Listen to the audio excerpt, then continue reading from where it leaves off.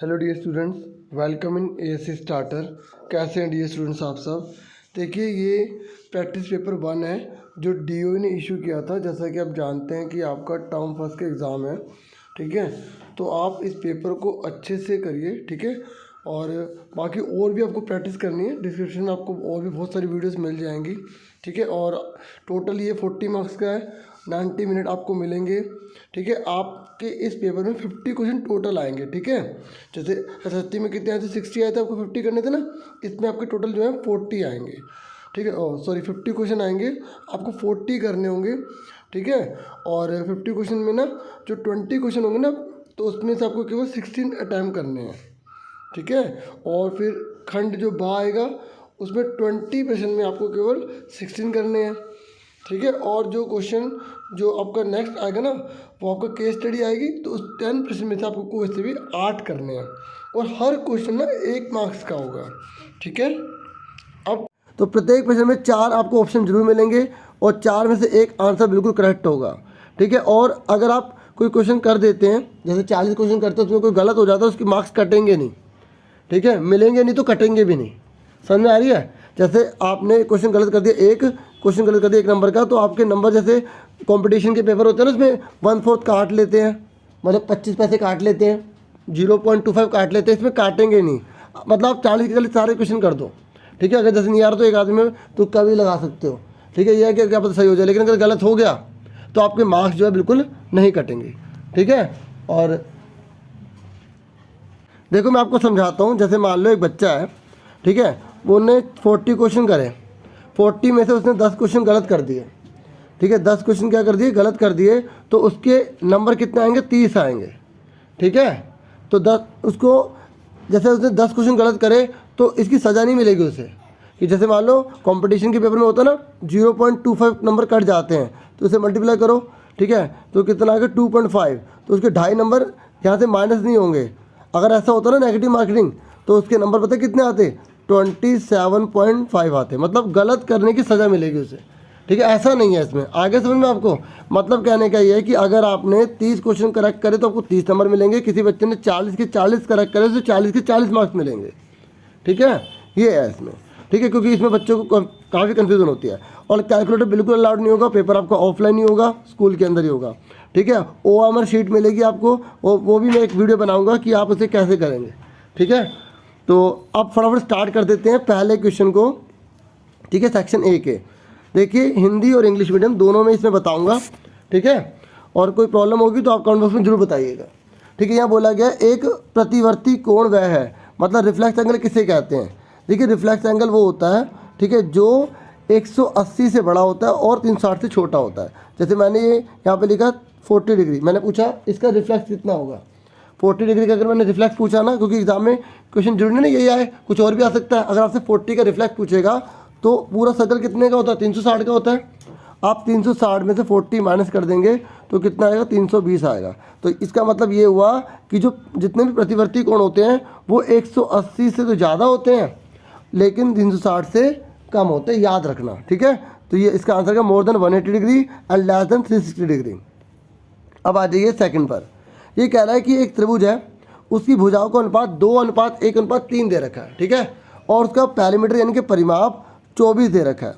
तो इसने बोला है कि सबसे बड़ी भुजा की लंबाई निकालिए, ठीक है। सबसे बड़ी भुजा की लंबाई निकालनी। जब भी आपको ये रेशो में दे रखा हो, जब भी आपको ये अनुपात में दे रखा है, तो आप क्या करेंगे, इसको अलग करने के लिए कोई वेरिएबल लगा लेंगे। जैसे 2x, x, क्योंकि 1 लिखो है ना लिखो मर्जी होती है, और तीसरा कौन सा होगा 3x। अब आपको पता है ना पैरामीटर किसे कहते हैं, परिमाप किसे कहते हैं। पैरामीटर यानी कि परिमाप का मतलब होता है ये जो बाउंड्री है ना, ये बाउंड्री का टोटल, ठीक है। इस बाउंड्री के टोटल को जो है पैरामीटर कहा जाता है। और ये क्या है, तीनों साइडें हैं, तीनों साइड से ना 1 2 3, इन तीनों का टोटल किसके बराबर होगा, 24 के। तो ये कितना होगा, 3 और 2 5 और 1 6। तो 6x इक्वल टू में कितना लिख दोगे, 24 लिख दोगे। तो x कितने का आ गया, 24 से 6 डिवाइड कर दिया तो कितना आ गया, 4 आ गया, ठीक है। इसलिए अभी हमारा x निकला है, क्या निकला है, x क्या निकला, x निकला है 4। अब इसने बोला सबसे बड़ी भुजा कौन सी होगी, तो सबसे बड़ा इसमें कौन सा नंबर है, 3 है। तो आप 3 से मल्टीप्लाई कर दो इसको, कितना आ गया 12। तो इसका आंसर आ गया C। समझ में आया आपको? जब भी रेशो दे रखा होगा तो रेशो को अलग पहले किया जाएगा, कोई वेरिएबल ले लेंगे 2x, x और 3x, और इन तीनों का टोटल किसके बराबर दे रखा है? 24 के बराबर दे रखा है। तो 3 और 1 4, 2 6 हो गए, ठीक है। तो 6x आ गया, ये 24 है, और ये 6 जाके डिवाइड हो जाएगा, ठीक है। जब x से डिवाइड हो जाएगा तो कितना बचेगा? 4, ठीक है। हमारा x निकला, अभी x निकला, बच्चे जल्दी कर देते हैं। अगर यहाँ 4 दिए तो बच्चे 4 पे टिक कर देते हैं। पूछा सबसे बड़ी भुजा बताइए, ठीक है, लॉन्गेस्ट साइड बताइए। तो जो हमारा x निकला है वो रेशियो जो बड़ी होगी उससे मल्टीप्लाई कर देंगे। अगर छोटा पूछा होता तो छोटे से मल्टीप्लाई कर देते, ठीक है। तो बड़ा कौन सा? 3, तो 3 को मल्टीप्लाई करो 4 से, तो कितना आ गया? 12 आ गया, ठीक है। इसका आंसर कितना आ गया? 12। क्लियर हो गया सबको? आगे क्लियर हो गया? अब आगे देखिए, नेक्स्ट है, ये कह रहा है कि एक परिमेय संख्या और अपरिमेय संख्या को गुणनफल मतलब मल्टीप्लाई करें, मतलब रेशनल नंबर और इरेशनल नंबर को जब मल्टीप्लाई करेंगे, ठीक है, तो उसका जो प्रोडक्ट है ना वो क्या आएगा, मतलब मल्टीप्लाई करने पर क्या आएगा? देखिए, रेशनल नंबर और इरेशनल नंबर, परिमेय संख्या और अपरिमेय संख्या को गुणा करने पर, मल्टीप्लाई करने पर हमेशा इरेशनल नंबर आता है, ठीक है। क्या आएगा? Always an irrational number. जैसे 3 है ना, ये रेशनल नंबर है, और √3 क्या है? इरेशनल नंबर है। इन दोनों को मल्टीप्लाई करोगे तो ये इरेशनल कहलाएगा, अपरिमेय कहलाएगा, ठीक है। समझ में आ गया आपको? ये तो इजी था। तो इसका आंसर क्या है? सी। नेक्स्ट है, अगर दो पूरक कोणों का अनुपात 10:8 है तो कोण क्या होगा? मतलब कॉम्प्लीमेंट्री एंगल बोले हैं। आपको पता ना कॉम्प्लीमेंट्री एंगल किन्हें कहते हैं? जिनका टोटल 90 डिग्री होता है। कितना होता है? 90 डिग्री, ठीक है। कॉम्प्लीमेंट्री एंगल का टोटल 90 डिग्री होता है, ठीक है। हिंदी में पूरक कोण कहा जाता है, ठीक है। तो जब भी अनुपात दिया हो, मैंने क्या अलग करने के लिए कोई ना कोई हमें वेरिएबल लेना पड़ता है, कोई ना कोई चल लेना पड़ता है। तो हमने क्या करा? 10x plus 8x। प्लस क्यों कर रहे हैं? क्योंकि दोनों का टोटल किसके बराबर होगा? 90 डिग्री के। क्यों होगा? क्योंकि कॉम्प्लीमेंट्री है। क्या है? पूरक है। अगर यहाँ पे कॉम्प्लीमेंट्री की जगह संपूरक लिखा होता, सप्लीमेंट्री लिखा होता, तो हम इक्वल टू में क्या लिख देते? 180 लिखते। क्या लिखते? 180, क्योंकि एग्जाम में जरूरी नहीं ये क्वेश्चन आए। तो अब यहाँ पे कॉम्प्लीमेंट्री बोला है तो हमने क्या लिख दिया? 90 लिख दिया। अब बताइए 10x और 8x कितने होते हैं? 18 होते हैं। तो इक्वल टू में कितना? 90। तो x इक्वल टू कितना आ गया? 90/18 से डिवाइड कर देंगे, नीचे 18 है, ठीक है। तो 18 से डिवाइड करेंगे तो कितना आ जाएगा? 5 आ जाएगा। कितना आ जाएगा? 5, ठीक है। अभी हमारा x निकला है। कितना निकला है? x, ठीक है। 90 को 18 से डिवाइड करेंगे तो हमारा 5 आएगा, ठीक है। हमारा क्या निकला है? x निकला है। अब हमें क्या निकालना है? इसने बोला है एंगल्स बताइए। तो हमारा x कितना निकला है? 5। तो 5 को इससे मल्टीप्लाई करो, कितना हो गया? 50, और 5 को इससे मल्टीप्लाई करो, कितना हो गया? 40। अब बताओ 50 40 कहाँ दे रखा है? ये रहा, ठीक है। और चेक करो, तुम्हारा आंसर सही है गलत है? दोनों को ऐड करने पे 90 आ रहा है? आ रहा है। और क्या दोनों की रेशो 10:8 है? चेक करते हैं। 50/40, ठीक है। तो 0 से 0 कैंसिल हो गई, तो रेशो कितनी आ रही? 5:4। आप कहोगे सर 10:8 तो आ नहीं रही। आप चेक करो, 10/8 लिख के देखो, इसे डिवाइड करो, 2 से कट रहा है, 2 4 8, 2 5 10, आ रहा ना 5/4। तो आपको अगर रेशियो ऐसे दे रखे इसे काट के चेक भी करना है। आप ये मत सोचना कि भाई सर यहाँ तो 5/4 आ रहा है ना, और यहाँ पर मैं 10:8 दे रखे तो उसको भी काट के देख लो, आ रहा ना 5/4, यहाँ भी 5/4 आ रहा है। समझ में आ गया? इसका मतलब हमारा इसका आंसर क्या है? ए। क्या है? A answer. अब आ जाइए 5वें क्वेश्चन पर। ये कह रहा है कौन सा अपरिमेय है, कौन सा इरेशनल नंबर है। इरेशनल नंबर मैंने आपको अच्छे से समझा रखी है वीडियोस में कि जो भी PYQ की फॉर्म में नहीं होते, ठीक है, उन्हें इरेशनल कहते हैं, ठीक है। मतलब अगर जो पाई है वो क्या है? इरेशनल। कोई भी चीज़ रूट में आ जाए और बाहर ना निकल पाए, कोई भी चीज़ रूट में आ जाए, इसे रूट कहते हैं बच्चों, हिंदी में वर्गमूल। अगर कोई भी चीज़ रूट में आ जाए और बाहर ना निकल पाए उसे अपरिमेय यानी कि इरेशनल कहेंगे। अब आप कहोगे सर ये तो सारे के सारे ही रूट में है, क्या सर सारे ही इरेशनल है? नहीं, हम चेक करेंगे कौन बाहर निकल सकता है। अगर बाहर निकल गया ना तो वो परिमेय बन जाएगा। क्या बन जाएगा? रेशनल बन जाएगा। हमसे पूछा है इरेशनल नंबर, तो आओ चेक करते हैं। देखो 4 का रूट क्या होता है? 2, 9 का क्या होता है? 3, तो इसका तो 2/3 है, ये तो बाहर निकल गया, तो ये क्या हुआ? रेशनल हुआ। हमसे पूछा इरेशनल, अपरिमेय। क्या पूछा? इरेशनल, तो ये तो नहीं है। अगला देखो देखो रूट को रूट से डिवाइड कर सकते हो, रूट को रूट से डिवाइड कर सकते हो। 3 4 जा 12 रूट में ही रहेगा। अब 4 का रूट होता है 2 होता है ना, तो ये भी बाहर निकल गया, तो ये भी रेशनल है, ये भी रेशनल है। पर हमसे पूछा इरेशनल, अपरिमेय पूछा है। अब देखिए 81 का क्या होता है 9 होता है, ये भी बाहर निकल गया। पर 5 का तो कुछ नहीं होता है ना, तो 5 बाहर निकल सकता है, नहीं निकल सकता। तो इसका आंसर क्या आ गया, सी आ गया। समझ में आ गई। तो इरेशनल नंबर वो होते हैं बच्चों, अगर देखो इसकी जगह ना ये भी आता है इरेशनल नंबर के बारे में, अपरिमेय के बारे में एक बात याद रखना, ये नॉन टर्मिनेटिंग होते हैं और नॉन रिकरिंग होते हैं। ठीक है, मतलब ये अशांत होते हैं और अनावृत्ति होते हैं, मतलब सेम रकम कभी नहीं आती। देखो ये है ना 0.43 433 4333, तो डॉट ना लगा तो वो रेशनल बन जाएगा बच्चों। ठीक है, तो यहाँ डॉट है। ठीक है, तो ये इरेशनल है। देखो यहाँ पे पहले 43 आ रहा है, फिर 433 आ रहा है, फिर 4 से 333 आ रहा है, तो सेम आ रहा है, नहीं आ रहा ना। तो इसको बोलते हैं बच्चों non terminating and non recurring. Video को बार बार सुनना, क्योंकि मैं एक्स्ट्रा इसलिए बता रहा हूँ क्योंकि पेपर में और कुछ क्वेश्चन आएंगे ना, तो वो भी आपको अच्छे से आ जाएंगे। ये नॉन टर्मिनेटिंग है, नॉन रिकरिंग है। इंग्लिश में non terminating, non recurring, irrational number की बारे बताया। हिंदी में अपरिमेय से बोलेंगे अशांत होते हैं। क्या होते हैं, अशांत होते हैं और अनावृत्ति होते हैं। अनावृत्ति का मतलब होता है कि ये कभी भी सेम रिपीट नहीं होते, सेम नहीं आते। ठीक है, अब देखिए आगे क्वेश्चन, तो इसका आंसर समझ में आ गया, √5 था। अब देखिए ये कह रहा है निम्नलिखित में से कौन सी त्रिभुजों की सर्वांग समता की कसौटी नहीं है। देखो मैं आपको बता दूं कौन कौन से कॉन्ग्रुएंट होते हैं। अच्छा, उससे पहले आपको पता होना चाहिए कॉन्ग्रुएंट या कॉन्ग्रुएंस या सर्वांग समता कहते किसे हैं। देखो कोई भी फिगर जिसकी सेम साइज हो और सेम शेप हो, उसको हम क्या बोलते हैं, कॉन्ग्रुएंट बोलते हैं। सर्वांगसम बोलते हैं समान आकार, समान आकृति, मतलब शेप भी सेम हो, साइज भी सेम हो, उसी को हम सर्वांगसम कहेंगे। ठीक है, लेकिन हम इस चैप्टर में 7 चैप्टर में ट्राइंगल्स का पढ़ रहे हैं, तो ट्राइंगल्स के लिए सर्वांगसम के कुछ रूल्स हैं। तो सर्वांगसम में एक होता है SSS, ठीक है, एक होता है SS, ये सर्वांगसम होंगे, बाकी जो बचा वो नहीं होगा। ठीक है, पहले देख लो कौन कौन होते हैं। एक ये होता है, एक ये होता है, एक होता है ASA, एक होता है AAS, ठीक है, एक होता है RHS। ठीक है, और इसी को हम SAA भी लिख लेते हैं। ठीक है, इसके अलावा बाकी कोई भी बचा वो नहीं होता। तो कौन बचा मैं बताता हूँ। एक बचा है AAA, ये नहीं होता।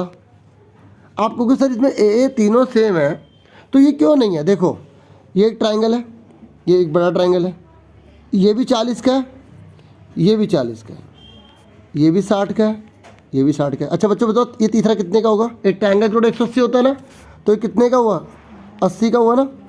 तो अब आप बोलोगे सर इसमें तीनों के एंगल तो सेम है, तो ये कॉन्ग्रुएंट क्यों नहीं है। बच्चों ट्राइंगल 180 का छोटा भी बन सकता है, ट्राइंगल 180 डिग्री का बड़ा भी तो बन सकता है।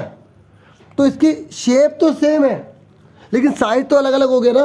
आपको दो बातें याद रखनी है कि कॉन्ग्रुएंट ट्राइंगल उसी को ही कहोगे जिसकी शेप भी सेम हो, साइज भी सेम हो, आकार भी समान हो और आकृति भी समान हो, उसे ही हम कॉन्ग्रुएंट कहते हैं। तो कॉन्ग्रुएंट कौन कौन से नहीं होते, दो याद कर लो कौन कौन से नहीं होते। एक होता है SSA, ये नहीं होता, इसको हम ऐसे भी लिख सकते हैं ASS, ये नहीं होते दोनों। ठीक है, ये एक ही है एक्चुअल में। और दूसरा AAA, ये नहीं होते। बस ये याद रख लो, क्योंकि एग्जाम में इससे बाहर नहीं आएगा। जो बाकी मैंने भी बताया था ना पहले कौन कौन से होते हैं, वो याद कर लो, तो आपका क्वेश्चन ये पक्का हो जाएगा, नंबर आपके नंबर नहीं कम होंगे। ठीक है डियर स्टूडेंट्स, और अगर आपको जैसे मैं दोनों लैंग्वेज में करवा रहा हूँ, अगर इसमें प्रॉब्लम आ रही है तो आप कमेंट बॉक्स में बता देना, फिर मैं अलग अलग वीडियो भी बना दूंगा। ठीक है, बाकी चलो आगे देखते हैं। 7वें क्वेश्चन पर आ जाइए। ये कह रहा है एक त्रिभुज है, मतलब एक ट्राइंगल है, ठीक है, उसकी दो साइड्स हमें दे रखी हैं। ठीक है, दो साइड दे रखी हैं, पैरीमीटर दे रखा 42, मतलब हमें तीसरी साइड खुद पता लगानी पड़ेगी। आप सबको पता है ना परिमाप किसे कहते हैं, पैरीमीटर किसे कहते हैं। तीनों साइडों का जो टोटल होता है ना, उसी को पैरीमीटर कहा जाता है। ये कह रहे हैं एरिया क्या होगा, तो यहाँ पर हम हीरोन फॉर्मूला लगाएंगे। ठीक है, मैं आपको यहाँ पे करके दिखाता हूँ। देखिए ये ट्राइंगल था हमारा, ठीक है, हमें एक 18 दे रखा है, एक 10 दे रखा है, और तीनों साइडों का टोटल कितना दे रखा है 42। क्योंकि हम MCQ कर रहे हैं तो हमें पूरा परफॉर्मा को फॉलो करने की जरूरत नहीं है, है ना, हमें शॉर्ट में जल्दी करना पड़ेगा। आप खुद सोचो, आपको तीनों साइडों को टोटल 42 दे रखा है, तो तीसरी साइड कितने की होगी? इन दोनों को जोड़ के हम 42 में से माइनस कर देंगे तो कितना आ जाएगा हमारा? 14 आ जाएगा। अब हमें क्या निकालना है? एरिया निकालना है। और एरिया निकालने के लिए सबसे पहले क्या निकालना पड़ेगा? एरिया मतलब क्षेत्रफल। हमें एस निकालना पड़ेगा। एस को क्या बोलते हैं? सेमी पैरामीटर, हिंदी में अर्ध परिमाप। ठीक है, अर्ध परिमाप किसे कहते हैं? परिमाप का आधा, पैरामीटर का आधा। तो पैरामीटर कितना है? 42 इनके 42, आधा कर दो, कितना आ गया? 21 आ गया। अब आपको याद रखना है कि एस हमारा कितना? 21 है। ठीक है, और तीन साइड कौन सी है? 18, 10 और 14। अब एरिया का फॉर्मूला लगाओ, हीरोन फॉर्मूले का। ठीक है, देखो जिनने चैप्टर पढ़ रखे हैं उसको तो इजीली आ रहा होगा, बाकी को थोड़ी हो सकती है प्रॉब्लम आए, तो मैं एडवाइस करूँगा पहले थोड़े चैप्टर कर लें। ठीक है, तो ये फॉर्मूला होता है बच्चों एरिया का। ठीक है, पहले आप खुद ट्राई करने की कोशिश भी करना, फिर मैच कर लो आंसर। ठीक है, एस कितना बच्चों? 21 निकला था हमारा। ठीक है, फिर 21 में से ए लेस कर दो। ए कितना था हमारा? हमने 10 मान लिया। ठीक है, किसी को भी मान सकते हो आप पहले। फिर 21 में से 18 बी मान लिया, और सी वाले को हमने क्या मान लिया? 14 मान लिया। ठीक है, अब फटाफट बताओ कितना बचा? 21 बचा यहाँ पर। 21 में से 10 का कितना बचा? 11। 21 में से 18 का बचा कितना? 3। और 21 में 14 का कितना बचा? 7। ठीक है, अब इसमें से बाहर निकालना है हमें। क्या निकालना है बच्चों? इसमें से हमें बाहर निकालना है। तो आपको पता है ना, 2 में से एक चीज़ बाहर निकलती है ना। तो हमारा जो है कितना है? 21 है। मल्टीपल में कितना है? 11 है। मल्टीपल में कितना है? 3 है। मल्टीपल में कितना है? 7 है। तो कैसे बाहर निकालेंगे? इसके प्राइम फैक्टर करो।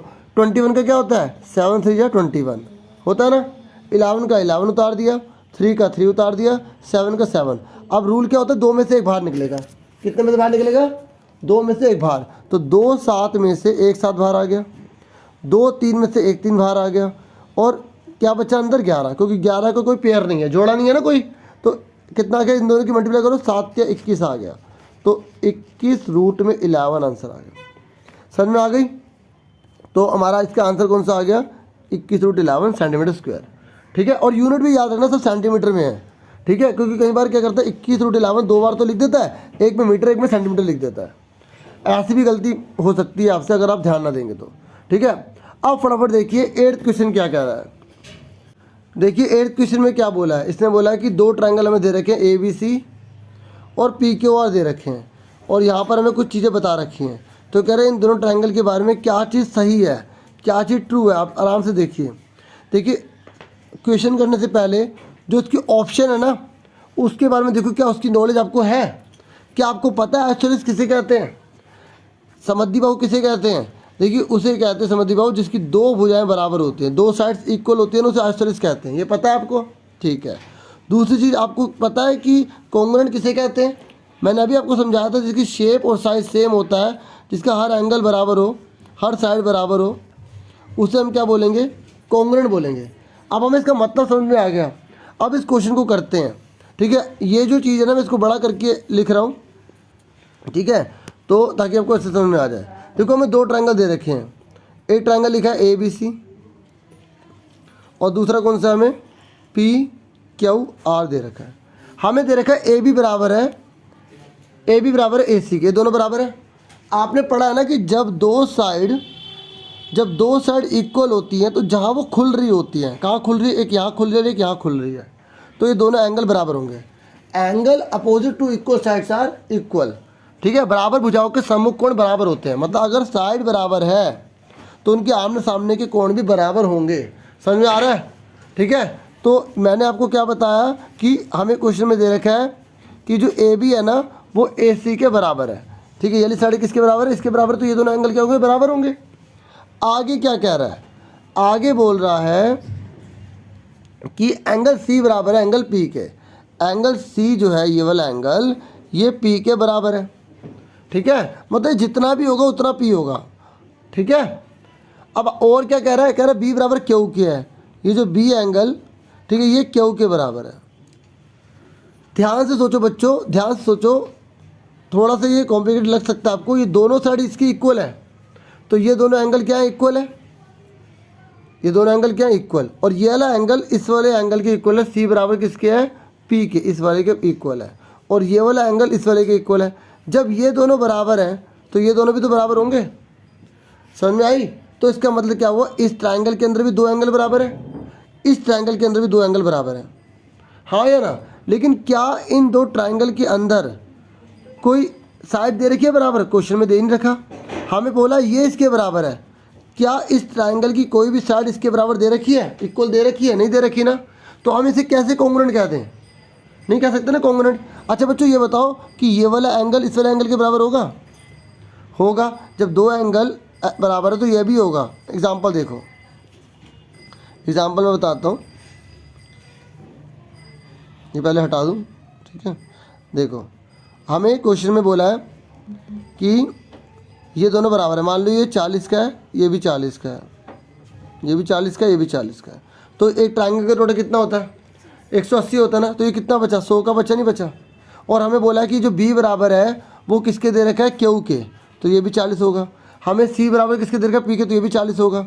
और अब इस ट्राइंगल का भी टोटल कितना होता है? 180। ट्राइंगल तो कोई भी ले सकते हो ना, 180, तो इसका मतलब ये भी कितना बचा? 100। तो इसमें तीनों एंगल तो बराबर है, लेकिन कुछ साइड बराबर नहीं दे रखी ना, तो इसलिए हम इसको क्या बोलेंगे? ये दोनों के दोनों आइसोसेलेस तो हैं, समद्विबाहु तो है, लेकिन कॉन्ग्रुएंट नहीं है, क्योंकि कॉन्ग्रुएंट तभी होंगे जब उसमें कम से कम एक साइड बराबर दी होती। यहाँ इन दोनों ट्राइंगल में एक भी साइड बराबर नहीं दे रखी, और मैंने अभी आपको बताया था कि कॉन्ग्रुएंट तब नहीं होंगे जब तीन एंगल बराबर हो, ठीक है, और एस एस ए हो। ये दोनों कंडीशन में कॉन्ग्रुएंट नहीं होते, ठीक है, ये दोनों कंडीशन में कॉन्ग्रुएंट होते, बाकी सब कंडीशन में कॉन्ग्रुएंट होते हैं, ठीक है। क्योंकि अगर तीनों एंगल बराबर भी हो जाए तो 180 तो टोटल रहेगा ना एंगल का, और 180 का जो ट्राइंगल होता है वो छोटा बड़ा तो हो सकता है, इसलिए शेप तो सेम है लेकिन साइज अलग अलग है, इसलिए उसे हम कॉन्ग्रुएंट नहीं कहेंगे। तो आप इसका मतलब समझ गए? नहीं आया तो 2-3 बार वीडियो को सुनना जो मैं कह रहा हूँ, क्योंकि हो सकता है बहुत सी चीज़ आपके लिए नहीं होंगी। तो हमने क्या देखा, ये समद्विबाहु तो है लेकिन सर्वांग सम नहीं है, तो इसका आंसर क्या हुआ? ए हुआ। क्लियर हो गया? अब आगे देखिए, ये कह रहा है कि 9th क्वेश्चन है, इसको पी वाई क्यू की फॉर्म में लिखो। देखो मैंने ना बोर्ड पर इसकी एक वीडियो बना रखी है, शॉर्टकट वीडियो, टफ से टफ क्वेश्चन उसमें करवाए हैं, ठीक है। डिस्क्रिप्शन में आपको लिंक मिलेगा, उस वीडियो को ज़रूर देख लेना, मैंने बहुत ही अच्छे समझाया। और इसको शॉर्ट में इसका आंसर मैं बताता हूँ, 35/99 आ जाएगा, ठीक है। और अब कैसे आएगा आप उस वीडियो को देखना और डीपली समझना, क्योंकि उसी में आपको बेनिफिट मिलेगा, ठीक है। तो इसका आंसर क्या है? ए है, ठीक है, क्योंकि आपको इसे शॉर्ट से ही सीखना है, ठीक है। मैं बार बार कह रहा हूँ, ध्यान से उस वीडियो को ज़रूर देख लेना। नहीं मिलेगी मुझे बता देना, मैं कमेंट बॉक्स में आपको प्रोवाइड करूँगा, नहीं तो यहाँ पर एक आई बटन भी आपको दूंगा, ठीक है। 23 मिनट के आसपास है, ठीक है, तो यहाँ पर आपको आई बटन में मिलेगा, उसमें भी आप देख लेंगे, उस पर क्लिक करेंगे तो वो खुल जाएगा, ठीक है। अब आ जाइए 10th क्वेश्चन पर। ये कह रहा है 10th क्वेश्चन में रेंज निकालिए। अगर आपने 14 चैप्टर पढ़ा ना रेंज का, तो रेंज कैसे निकालते हैं? सबसे बड़े नंबर में से, हिंदी में परिसर बोलते हैं, सबसे बड़े नंबर में से सबसे छोटा नंबर घटा दो। अब सबसे बड़ा नंबर कौन सा है इसमें? 91 है, और सबसे बड़ा कौन सा है? 6 है। तो 91 में से 6 चले गए तो कितने आ गए? 85। तो इसका आंसर सी आ गया। समझ में आ गई? तो बहुत ईजी था ना, इसमें तो ज़्यादा टाइम नहीं लूँगा मैं, है ना, ईजी था ना बच्चों। चलो अब आ जाइए, कह रहा है एक्स अक्ष से ऊपर 5 इकाई की दूरी पर होगा तो उसका रेखिक समीकरण बताइए। मतलब एक ऐसी इक्वेशन बताइए जो एक्स एक्सिस पर से 5 यूनिट ऊपर है। अब सुनो ध्यान से, देखो ये क्या है? एक्स एक्सिस है, सबको पता है। ये क्या है प्यारो? वाई एक्सिस है, सबको पता है, हाँ या ना? आप सबको पता है, मुझे पता है। ये 1 होता है, ये 2 होता है, ये 3 होता है, ये 4 होता है। ये 1 माइनस का 2, ऊपर 1 लिया, 2 लिया। देखो राइटिंग थोड़ी ऐसी आ सकती है, थोड़ा कोऑपरेट करना, बाकी समझाने में किसी प्रकार की कोई कमी नहीं करूँगा। 5 तक ले लिया। इसने बोला है एक्स एक्सिस से, थोड़ा कलर चेंज करते हैं, एक्स एक्सिस से 5 कदम ऊपर। तो 1 2 3 4 5। तो ये जो 5 है ये किसकी वैल्यू है? आपको पता नहीं ये कौन सी लाइन होती है? एक्स की होती है, ये वाई की होती है। तो ये जो 5 है वैल्यू वो किसकी है? वाई की है ना। यानी कि अगर एक्स एक्सिस से ऊपर बोल रहा है तो वाई की वैल्यू होती है। अगर वाई एक्सिस से बोलेगा तो यहाँ बोलेगा लेफ्ट राइट। जब एक्स एक्सिस होता है ना तो उससे ऊपर और नीचे बोला जाता है, अबव एंड बिलो कहा जाता है, याद रखना। और वाई एक्सिस जो होता है ना उसके लिए बोला जाता है लेफ्ट एंड राइट। तो यहाँ एक्स एक्सिस के ऊपर बोल रहा है बच्चों, एक्स एक्सिस के ऊपर। तो एक्स एक्सिस के ऊपर मतलब वाई की वैल्यू, तो वाई की वैल्यू कितनी है 5, क्योंकि 5 बोला है, 6 बोलते तो 6 होती, 7 बोलते तो 7 होती। तो वाई की वैल्यू कितनी है प्यारो 5। तो ये प्लस वाला 5 जाके उधर जाके क्या बन जाएगा, माइनस का बन जाएगा, है ना। तो ये आंसर आ गया y -5 = 0। अब देखो कौन सी इक्वेशन है जो लिखी हुई है, ये लिखी सी। समझ में आ गया आप सबको। तो इस तरीके की क्वेश्चन ऐसे कर रहे हैं। और देखो ये सेम क्वेश्चन नहीं आने वाले हैं, इसलिए मैं थोड़ा एक्स्ट्रा बता रहा हूँ ताकि आपकी अच्छे से प्रैक्टिस हो जाए। बाकी रही बात पीडीएफ की, आपको डिस्क्रिप्शन में लिंक मिलेगा और पीडीएफ भी आराम से कर सकते हैं, ले सकते हैं। अब देखिए 12 क्वेश्चन बहुत ही ईजी है। इसने बोला k की वैल्यू आपको निकालनी है, ठीक है, और हमें x कितना दे रखा 3, y कितना दे रखा -2, पुट कर देंगे k की वैल्यू निकल जाएगी। चलो करके दिखाता हूँ। k x माइनस का 3y = में 12 दे रखा है, हमें दे रखा है। तो x की जगह क्या लिखेंगे, बोलो प्यारो क्या लिखोगे x की जगह? x की जगह हम लिखेंगे अपना, x की जगह क्या लिख देंगे डियर स्टूडेंट्स 3 लिख देंगे, ठीक है। और y की वैल्यू कितनी थी, y की थी -2 थी। तो बाकी सारा सेम उतार दिया, ठीक है। हमें रफ में करना है इसलिए मैं यहाँ पे और ये इस तरीके की साइन नहीं बना रहा, क्योंकि हमें केवल ऑप्शन पे टिक करना ना, इसलिए मैं ऐसे कुछ चीज़ें बना नहीं रहा हूँ, ठीक है। नहीं तो हमें एक ही चीज़ का ध्यान रखना पड़ता है ताकि टीचर नंबर ना काट ले। अब यहाँ तो MCQ है, टिक करना है। अब बताओ k की 3 में मल्टीप्लाई करेंगे तो कितना आएगा, 3k ही आ जाएगा, है ना। क्या आ जाएगा 3k आ जाएगा। उसके बाद ये दोनों -k हैं डियर स्टूडेंट्स, ये दोनों -k हैं। और जब ब्रैकेट लगा होता है तो क्या करते हैं, मल्टीप्लाई करते हैं। तो -3 की -2 में मल्टीप्लाई करेंगे तो कितना आएगा, +6 आ जाएगा। 3 2 6 होता है।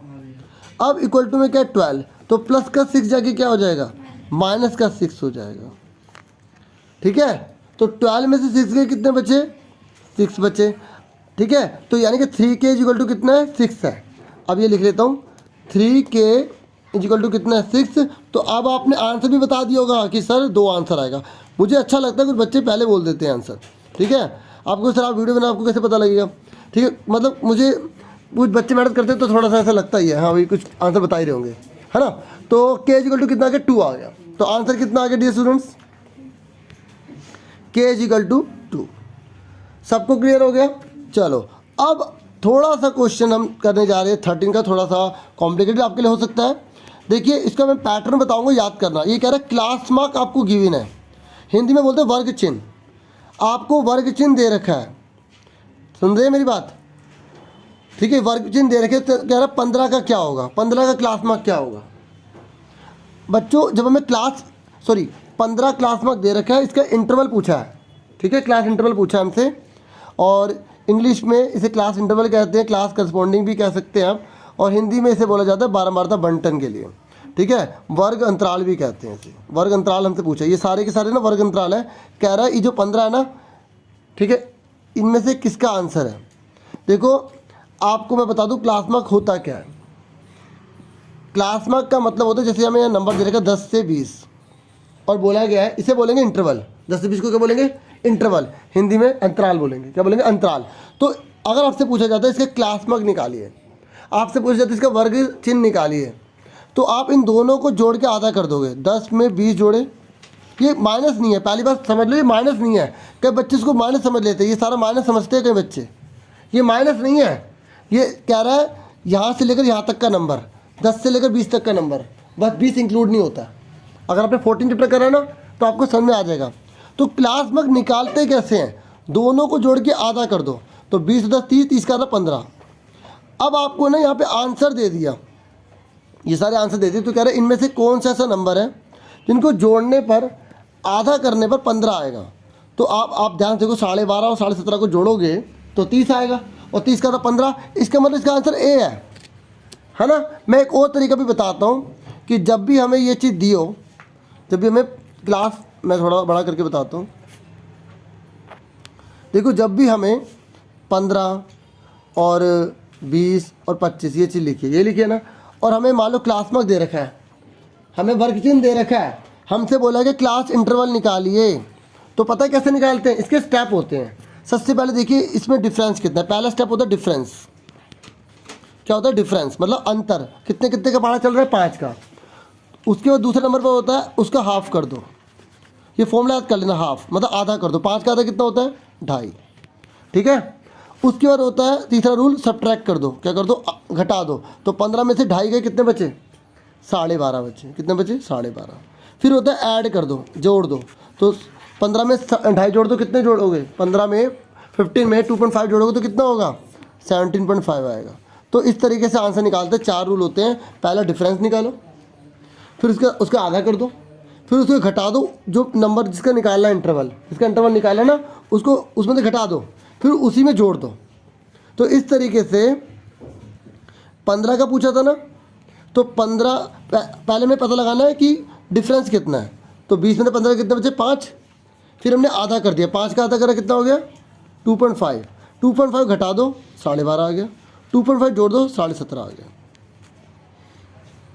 तो इसलिए ये आंसर है, समझ में आ गई।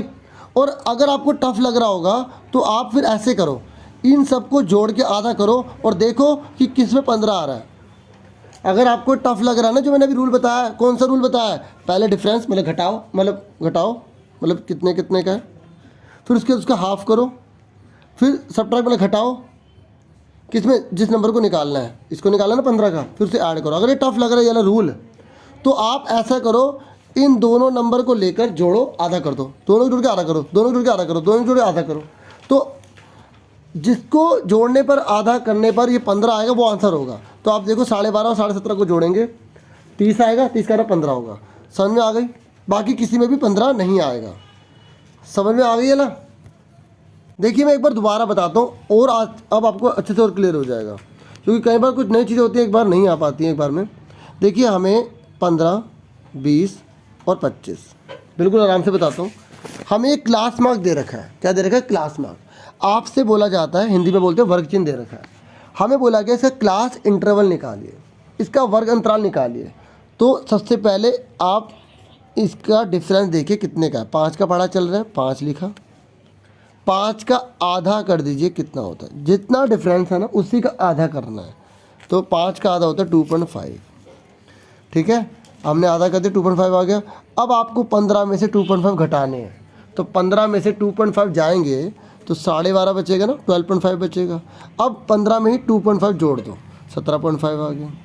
और अगर मान लो 20 का पूछा होता, तो 20 का पूछा होता तो इसमें 2.5 घटा देते।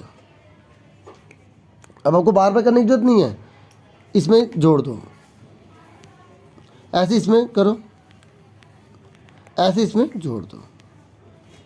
ये 27 है। अब आ गया समझ में? आ गया कि क्लास मार्क्स से क्लास इंटरवल कैसे निकाला जाता है। देखो क्लास इंटरवल से क्लास मार्क निकालना तो बहुत इजी है। क्लास इंटरवल से वर्ग अंतराल से वर्ग चिन्ह निकालना इजी है। कैसे? दोनों को जोड़ के आधा कर दो।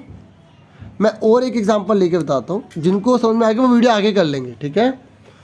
ठीक है डियर स्टूडेंट्स। 10 से 20, 20 से 30, ठीक है। अब मान लो आपसे पूछा जाता है इंटरवल, इंटरवल कैसे पता लगता है? जिसमें लाइन होती है ना, उसे इंटरवल कहा जाता है, वर्ग अंतराल कहा जाता है।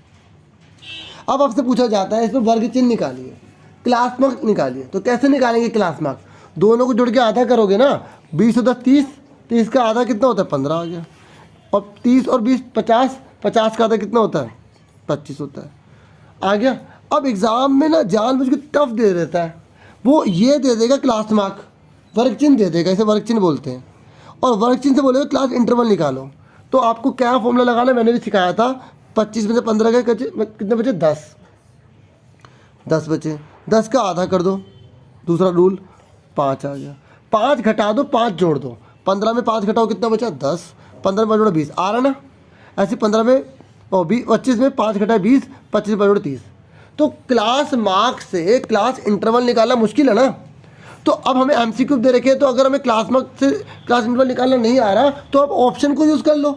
चारों ऑप्शन को यूज़ करो, जोड़ के आधा कर दो, उससे पता लगा लो वो किसका क्लास मार्क है। अब आगे समझ में? चलो अब आगे देखते हैं। देखिए उसके बाद है 14 क्वेश्चन। 14 क्वेश्चन तो बहुत ही ईजी है, ठीक है। तो 14 क्वेश्चन मैं आपको करता हूँ। देखो क्वेश्चन आप आराम से पहले नोट कर लेते हो, क्योंकि बड़ा करते हो तो आपको क्वेश्चन दिखाई नहीं देता होगा, है ना। तो अब देखिए, तो क्वेश्चन मैंने पढ़ लिया। 14 क्वेश्चन में बोला गया ट्रायंगल ABC है, ओके। कह रहा है BC बराबर AB के है, BC बराबर है AB के। देखो अभी हमने करा था, मैंने आपको बताया था कि जिस ट्राइंगल में अगर दो साइड बराबर होती है तो जहाँ वो खुल रहे होते हैं, जहाँ वो खुल रहे होते हैं वो बराबर होते हैं, यानी कि ये एंगल इस वाले एंगल के बराबर होगा, होगा नहीं होगा, ये एंगल इस वाले एंगल के बराबर होगा नहीं होगा, होगा ना, वेरी गुड। अब इसने बोला बी 80 डिग्री का है, क्वेश्चन में देखना बी 80 डिग्री दे रखा है। अब मुझे बताइए ये कितने कितने के होंगे, जल्दी बताइए। एक ट्राइंगल का टोटल 180 होता है और बी जो है, जो बी है वो 80 डिग्री का है, तो ए और सी कितने कितने के होंगे, वेरी गुड, 50-50 के होंगे, क्योंकि ये दोनों इक्वल है। और एक ट्राइंगल का टोटल 180 डिग्री होता है, तो 100 बचा, और जब 100 बचा तो 100 का आधा करेंगे तो 50-50 ही तो दोनों लेंगे। तो इस तरीके से इसका 50-50 आंसर आ गया। लेकिन पूछा क्या था, चेक कर लेते हैं। हाँ, क्वेश्चन में पूछा था ए कितना होगा, तो हमने बिल्कुल सही बताया 50 होगा। क्लियर हो गया आप सबको, अच्छे से आ गया, ठीक है। उम्मीद कर रहा हूँ आपको आ रहा होगा, और आपके लाइक ही बता देंगे कि कितना मैं अच्छे से समझा पा रहा हूँ, ठीक है। 15 क्वेश्चन है, देखिए 15 क्वेश्चन है, पहले हिंदी में बता देता हूँ इससे, क्योंकि कन्फ्यूज़न नहीं होगी, ठीक है। 16 वालों को भी 15 को थोड़ा इंग्लिश में बताऊँगा तो वीडियो आगे कर लें। ये कह रहे दो समांतर रेखाएँ हैं, ये दो समांतर रेखाएँ हैं, ये कह रहा है इसको तिर्यक रेखा काट रही है। देखो जो लाइन काट के जाते हैं तो तिर्यक रेखा कहते हैं। कह रहे इसके एक तरफ बने आंतरिक कोण, ये अंदर के जो कोण है ये, इसको किस नाम से जाना जाता है, देखिए इसे आसन कोण के नाम से जाना जाता है, ठीक है। तो ये तो बहुत ईजी था। और अगर आपसे कुछ और पूछता, जैसे मान लो ये दो कोण है, ये और ये, इसको बोलते हैं अंत एकांतर कोण, ठीक है। अब इंग्लिश में देख लीजिए फटाफट। ये कह रहा है टू पैरेलल लाइन्स है, ठीक है, और एक लाइन इंटरसेक्ट करके जा रही है, इसे ट्रांसवर्सल कहते हैं, ट्रांसवर्सल होती है बच्चों, ठीक है। तो ये कह रहा है और दोनों एक ही तरफ इंटीरियर एंगल बने सेम साइड पे, ये जो सेम साइड है ना, ये इसके एक तरफ एंगल बने हुए, एक ये वाला और एक ये वाला। तो कह रहे इस एंगल का नाम क्या होता है, इसे बोलते हैं एडजेसेंट एंगल। क्या बोलते हैं, एडजेसेंट एंगल। इजी था ना। तो देखो आपको सारे रूल्स आने चाहिए। देखो जैसे ये लाइन डाली, दोनों ये दोनों लाइन क्या पैरेलल है, ये लाइन क्या ट्रांसवर्सल है, तो आपको पता होना चाहिए बच्चों ये दोनों क्या कहलाएंगे, एडजेसेंट कहलाएंगे। और अगर आपसे पूछा होता ना ये और ये पूछा होता तो इसे अल्टरनेट इंटीरियर एंगल कहते हैं। और अगर आपसे ये पूछा होता ना ये लाइन के ऊपर या ये लाइन के ऊपर, इसे करस्पॉन्डिंग एंगल कहते हैं, ठीक है। आप देखो जो क्वेश्चन हम प्रैक्टिस में कर रहे हैं ना, उसके आसपास के क्वेश्चन बहुत करो। अगर आप चाहते हो ना आपके फुल मार्क्स आए, तो जो क्वेश्चन मैं करवा रहा हूँ ना उसके आसपास के क्वेश्चन बहुत करो और सारी चीज़ें पता लगा लो। अब मैं सारी चीज़ें बताने की कोशिश तो कर रहा हूँ, लेकिन इतना पॉसिबल है ना एक ही वीडियो में, तो वीडियो बहुत लंबी हो जाएगी। चलो अब उसके बाद है 16 क्वेश्चन। ये कह रहा है कि ये जो वैल्यू दे रखी है ये एक्स एक्सिस पर कहाँ काटेगी, एक्स एक्स बिंदु पर कहाँ काटेगी। ये देखो बच्चों, ये याद रखना, बहुत ही इंपॉर्टेंट बात बताने जा रहा हूँ कि अगर आपसे बोल रहा है एक्स एक्सिस पर कहाँ काटेगी, तो वाई 0 होना चाहिए। अगर बोलेगा वाई एक्सिस पे कहाँ काटेगी, हिंदी में वाई अक्ष, सुन रहे हो, अगर वाई एक्स पे बोले ना कहाँ काटेगी, तो एक्स 0 होना चाहिए। तो ये हमेशा याद रखना, अगर आपसे ऐसा कुछ क्वेश्चन पूछे तो कन्फ्यूज़ नहीं होना। अगर वो बोलो ना एक्स एक्सिस पर कहाँ काटेगी, तो आप वाई की जगह 0 लिख देंगे। समझ में आ गई। तो यहाँ पर एक्स एक्सिस बोला तो किसकी जगह 0 लिखोगे, वाई की जगह। तो निकालते हैं, देखो हमने इक्वेशन देख लो ये वाली है, तो वाई की जगह क्या रखना है, 0 रखना है। तो 2x, पहले इक्वेशन लिख देता हूँ, 5y = 6 दे रखा है। तो 2x कितना पता नहीं, y की जगह लिख देंगे 0 लिख देंगे। अच्छा कुछ बच्चों ने सॉल्व भी कर लिया होगा ना, ठीक है। जिन्होंने करा वेरी गुड बेटा, शाबाश, बहुत अच्छा पढ़ रहे हो आप, ऐसे ही पढ़ते रहो, खूब माँ बाप का नाम रोशन करो। अच्छा x कितना आएगा, 6 को 3 से डिवाइड करो, सॉरी 2 से डिवाइड करो, कितना आएगा, 3 आ जाएगा, ठीक है। सबका 3 था ना। देखो x का 3 है, अब देखो अब वो x का 3 है तभी तो x पर काटेगा, समझ में आ गई। तो बच्चों आपका आंसर कितना आएगा, 3। अब देखो क्योंकि x एक्सिस है तो आपको पता है ना, पहले x होता है फिर y होता है। अच्छा एक एक्स्ट्रा चीज़ बताऊं, जो x है ना उसको एब्सिसा कहा जाता है, हिंदी में भुज बोला जाता है, और y को ऑर्डिनेट बोला जाता है, हिंदी में कोटि बोला जाता है। देखो ABSCISSA, एब्सिसा यानी कि भुज, क्योंकि एग्जाम में पूछ लेता है x का अनदर नेम क्या है, भुज, x एक्सिस, ठीक है, भुज एब्सिसा, ठीक है। हॉरिजॉन्टल लाइन होती है ना, क्षैतिज रेखा वो। और y को क्या बोलते हैं, y को क्या बोलते हैं, ऑर्डिनेट, NATE, ठीक है। हिंदी में क्या बोलते हैं, कोटि, ठीक है, यानी कि वर्टिकल एक्सिस, ये जो खड़ी हुई लाइन होती है ना ऊर्ध्वाधर, उसे बोला जाता है। तो x एक्सिस है। अब इसमें से कौन सा आंसर होगा, आप कहोगे सर 3 हमारा आया, तो 3 इसमें भी है, 3 इसमें भी है, कौन सा आंसर होगा? तो पहला x होता है ना, तो इसका आंसर b होगा। देखो बहुत आसान है, मैंने आपको बोला 20 में से 16 क्वेश्चन आपको करने हैं, तो फ़ायदा ही है, जो नहीं आएगा ना डाउट होगा वो छोड़ सकते हैं, लेकिन आप पूरी तैयारी रखो, अच्छे से पक्की करो, ठीक है। अब आ जाओ 17 क्वेश्चन पे। देखो 17 क्वेश्चन में बोल दिया कि ये दोनों कॉन्ग्रुएंट है। बच्चों कॉन्ग्रुएंट का मतलब समझा चुका हो ना, ठीक है। कॉन्ग्रुएंट का मतलब होता है जिसकी शेप भी सेम होती है और साइज भी सेम होता है। अब कह रहा है अगर दोनों ट्राइंगल कॉन्ग्रुएंट है तो आपको पता लगाना है कि इनमें से कौन सी चीज़ ट्रू होगी, कौन सी चीज़ ट्रू होगी, सत्य होगी चारों में से। अब जब तक हम सॉल्व नहीं करेंगे हमें पता नहीं लगेगी। अब आप ये क्वेश्चन देख लो, क्योंकि अब इसे बड़ा करूँगा समझाने के लिए, तो क्वेश्चन पहले नोट कर सकते हो, ऐसे भी कर सकते हो, ठीक है। तो अब देखिए हमें बोला गया 2 ट्राइंगल हैं, एक है ए बी और सी, दूसरा है एफ डी और ये क्या है ई है, ठीक है। अब हमें क्या दिया हुआ है, ए बी 5 दे रखा है 5, और एंगल बी कितना दे रखा है 40 डिग्री दे रखा है, ठीक है। और एंगल ए कितना दे रखा है 80 डिग्री दे रखा है, ठीक है। अब मैं आपको एक बात बताऊं, हमें क्वेश्चन में बोला हुआ है ना triangle A B C congruent है, ठीक है। ये कॉन्ग्रुएंट का साइन सही से बना लेना। अच्छा हम तो एमसीक्यू कर रहे हैं तो रफ बन भी जाएगा, तो कोई दिक्कत नहीं है, ठीक है। एफ डी ई, ठीक है। अब देखो अगर ए पहले लिखा है तो ये एफ के बराबर होगा, ए कितना 80 है तो एफ 80 का होगा, ये याद रखना बच्चों। यहाँ दूसरे नंबर पर बी लिखा है ना, तो यहाँ बी कितना है डी, तो बी डी यानी कि ये भी 40 का होगा। अगर ये 40 का है ना, ये वाला जो है ये 40 का है ना, तो ये भी 40 का होगा, क्योंकि यहाँ बी दूसरे नंबर पे लिखा है, डी दूसरे नंबर पे लिखा है। सुन लो मेरी बात। उसके बाद अब सी कितने का होगा, बताओ सी कितने का होगा। एक ट्राइंगल का टोटल कितना होता है 180 होता है ना, तो दोनों को जोड़ के 180 में से घटाओ कितना आएगा 60 आएगा। Very good. और ये 60 तो ये भी 60 होगा। अब देखो यहाँ लिखा है ए बी, ये ए बी हमें 5 दे रखा है ना, तो एफ डी 5 होगा, ये भी 5 होगा। आप कहोगे सर बार बार आप ऐसे क्यों कर रहे हो, पहला ए है एफ होगा। देखो ये उल्टे सीधे भी दे देगा ना, अगर ये ई शुरू में लिख देता तो हम ए बराबर ई के लेते। ये इन दोनों वैल्यू की बहुत वैल्यू है, ये मतलब उल्टा सीधा नहीं लिख सकते, हमें बिल्कुल लाइन से लिखना पड़ता है, मतलब आड़ा उड़ा नहीं लिख सकते जैसे मर्जी लिख दो, लाइन से लिखना है। अगर ए पहले तो पहले वाला पहले के बराबर होगा, दूसरे वाला दूसरे के बराबर होगा। चलो हो गया। अब इसने ये ध्यान से नोटिस कर लो। अब ऑप्शन आप जो थोड़ा वीडियो को पहले करके देखना, हमें दिया है पहले वाले में ऑप्शन में डी एफ 5 है, तो डी एफ तुम्हारा 5 ही है, ठीक है। इससे बोला एफ 60 डिग्री का है, तो एफ 60 डिग्री का तो नहीं है 80 का है ना, तो हमारा आंसर कौन सा होगा, ठीक है। आगे देखो इसने बोला डी एफ 5 है, डी एफ कितना 5, बी पढ़ रहा हूँ, ई 60 डिग्री का और 60 डिग्री का, तो इसके वाला हमारा बी आंसर होगा। देखो ध्यान से देखो डी एफ 5 है और ये डी एफ हमारा 5 है ना, और ई हमारा 60 का निकला है। और देखो ऑप्शन में देखो, ये देखो डी एफ हमारा 5 है और एंगल जो है ई हमारा 60 डिग्री का है, 60 का गया। अगर इसमें ना, क्योंकि देखो ऑप्शन आपने देखे नहीं, तो आप पहले को ऊपर नोट करके ना फिर दोबारा से वीडियो को देख लेना, फिर आपको क्लियर हो जाएगा, ठीक है ना। थोड़ा आप भी कोऑपरेट करेंगे प्लीज़, है ना।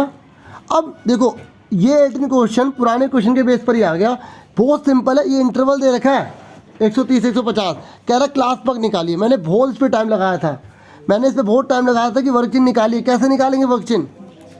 वर्कचिन्ह निकालने के लिए दोनों को जोड़ के आधा करना है ना, सिखाया था ना मैंने क्लास मार्क। तो अब आप बताइए कौन सा आंसर होगा इसमें।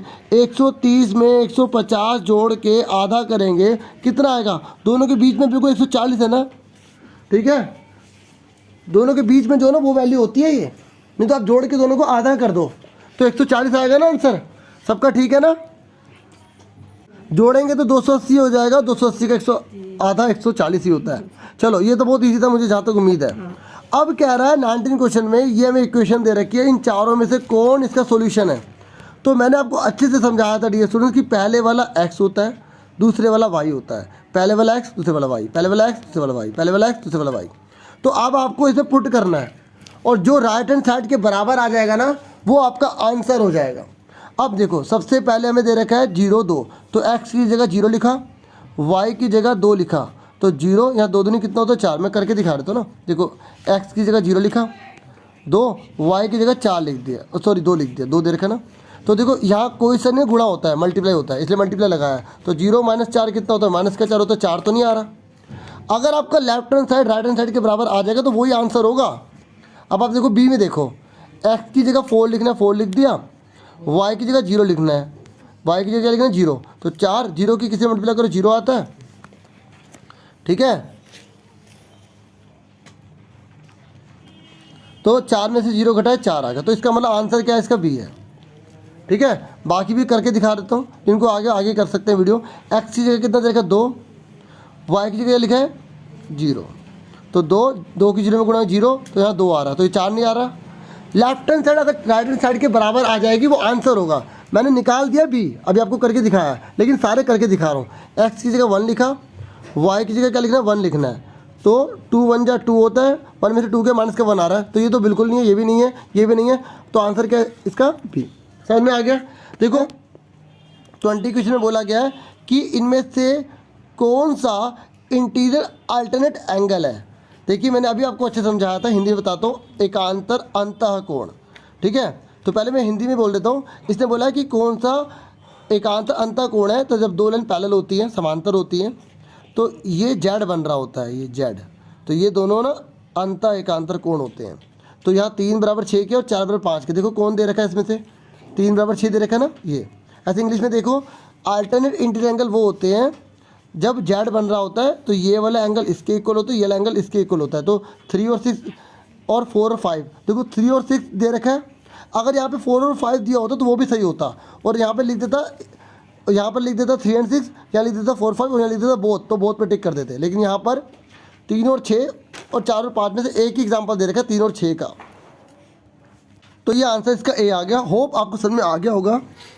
अब हम पार्ट बी करने जा रहे हैं, ठीक है। फटाफट स्टार्ट करते हैं।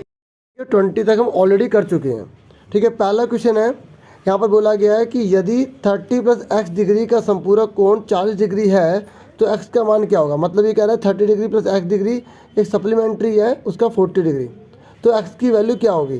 देखिए हमने जो पीछे जो हमने क्वेश्चन करे थे, ठीक है, सेक्शन ए में हमने कॉम्प्लीमेंट्री जाना था, और मैंने आपको सप्लीमेंट्री के बारे में बताया था कि सप्लीमेंट्री एंगल वो होते हैं जिनका टोटल 180 डिग्री होता है, ठीक है।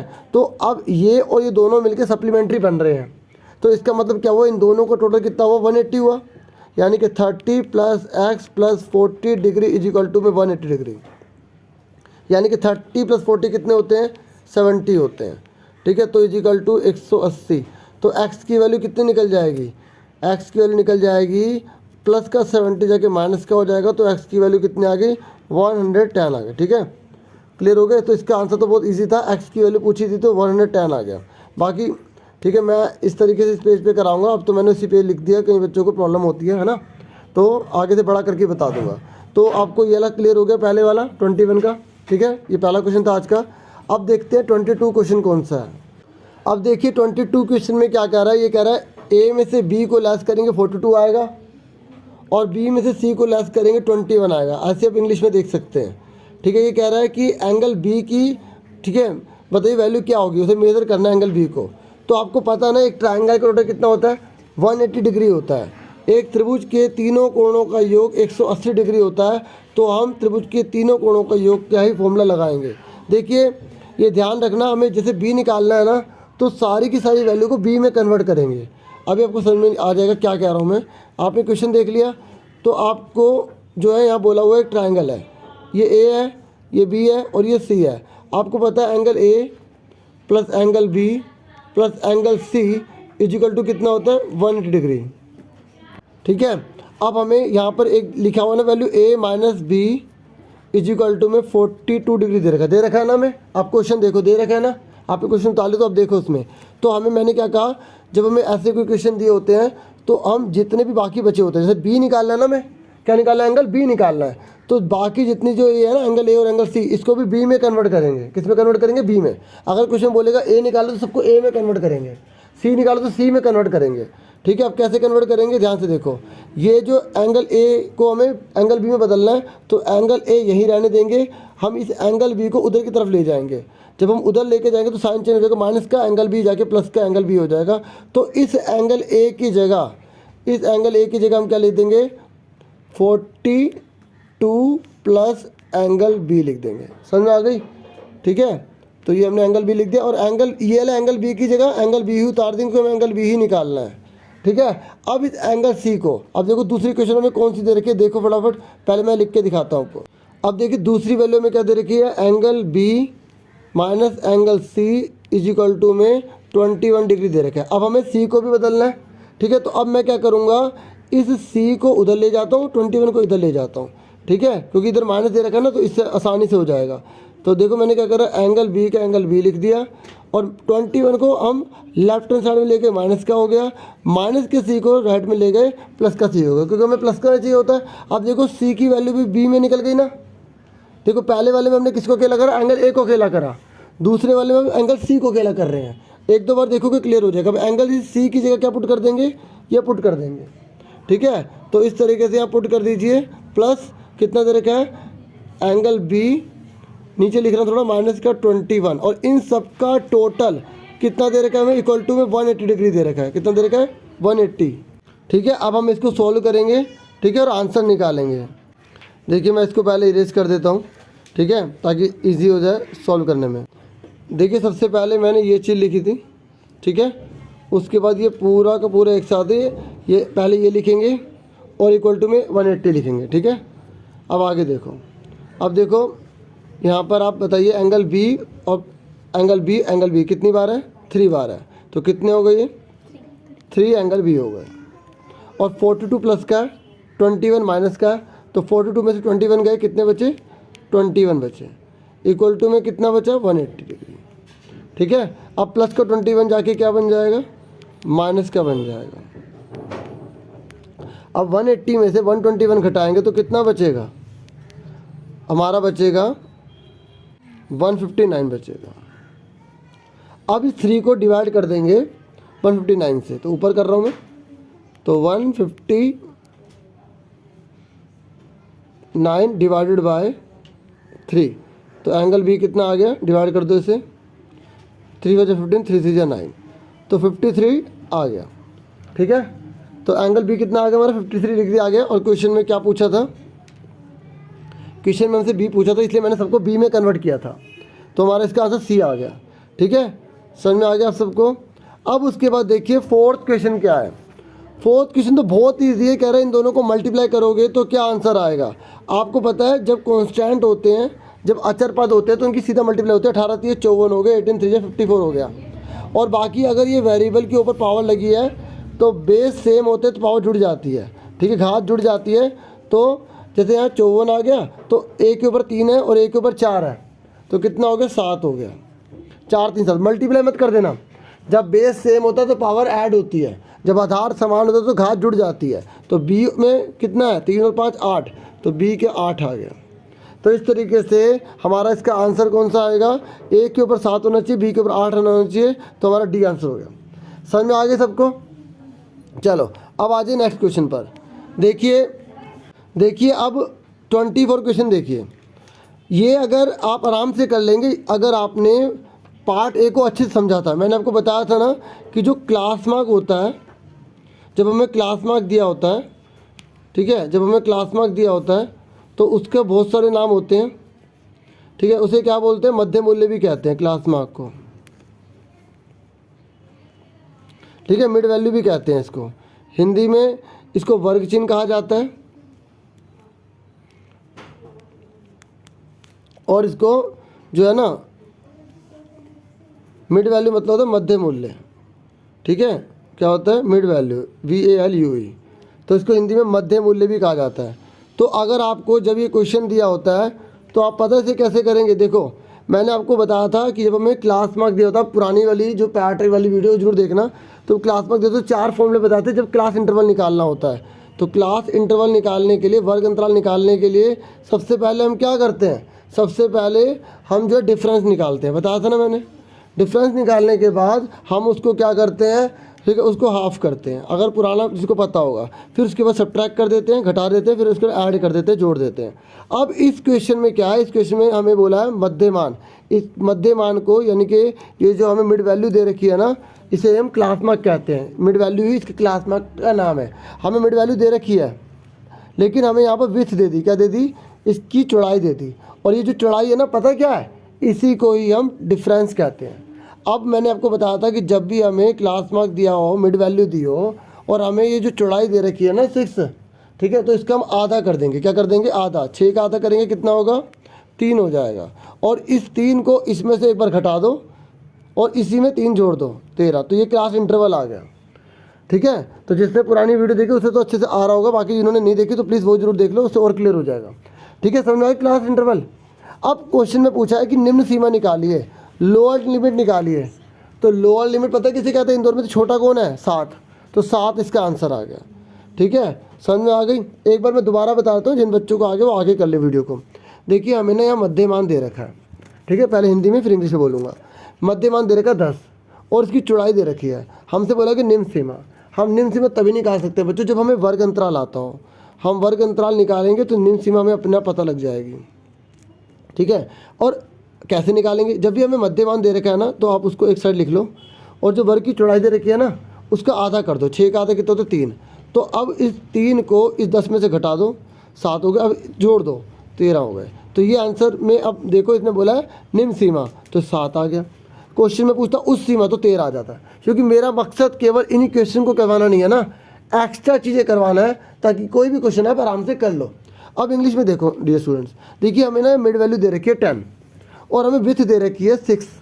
तो जब हमें विथ दिए होते हैं ना 6, तो उसका हम हाफ कर देते हैं। मैंने रूल लिखवाया था पिछली वाली वीडियो में, तो हमें हाफ कर देते हैं, तो इसका कितना आ गया, 3 आ गया। तो इस 3 को हम 10 में से लेस कर देंगे और फिर ऐड कर देंगे, ठीक है। तो ये 13। और कई बच्चे ये सोचते हैं माइनस होता है, माइनस नहीं होता, ये 7 से लेकर 13 तक होता है, लेकिन 13 इंक्लूड नहीं होता, ठीक है। अगर इंक्लूड नहीं है तो उसको हम बोलते हैं एक्सक्लूसिव सीरीज, और अगर इंक्लूड होता है तो उसे इंक्लूसिव सीरीज बोलते हैं।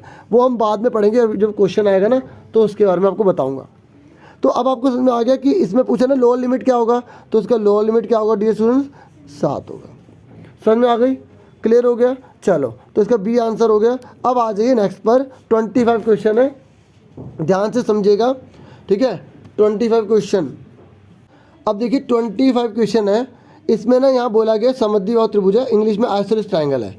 मैंने अच्छे से बताया था कि जो समद्विबाहु त्रिभुज जो आइसोसेलेस ट्रायंगल होता है, उसमें कोई सी भी 2 साइड इक्वल होती हैं, ठीक है, कोई से भी 2 एंगल इक्वल होते हैं, बताया था ना मैंने। तो अब यहाँ बोल रहा है कि पहले हिंदी में देखो, ठीक है। तो ये कह रहा है जो समद्विबाहु त्रिभुज है ना, समद्विबाहु त्रिभुज, तो ये कह रहा है यदि शीर्ष के कोण, ये शीर्ष का माना जाता है, आधार कोणों की, ये आधार के माने जाते हैं, जो नीचे वाले ना उन्हें आधार के कोण कहा जाता है।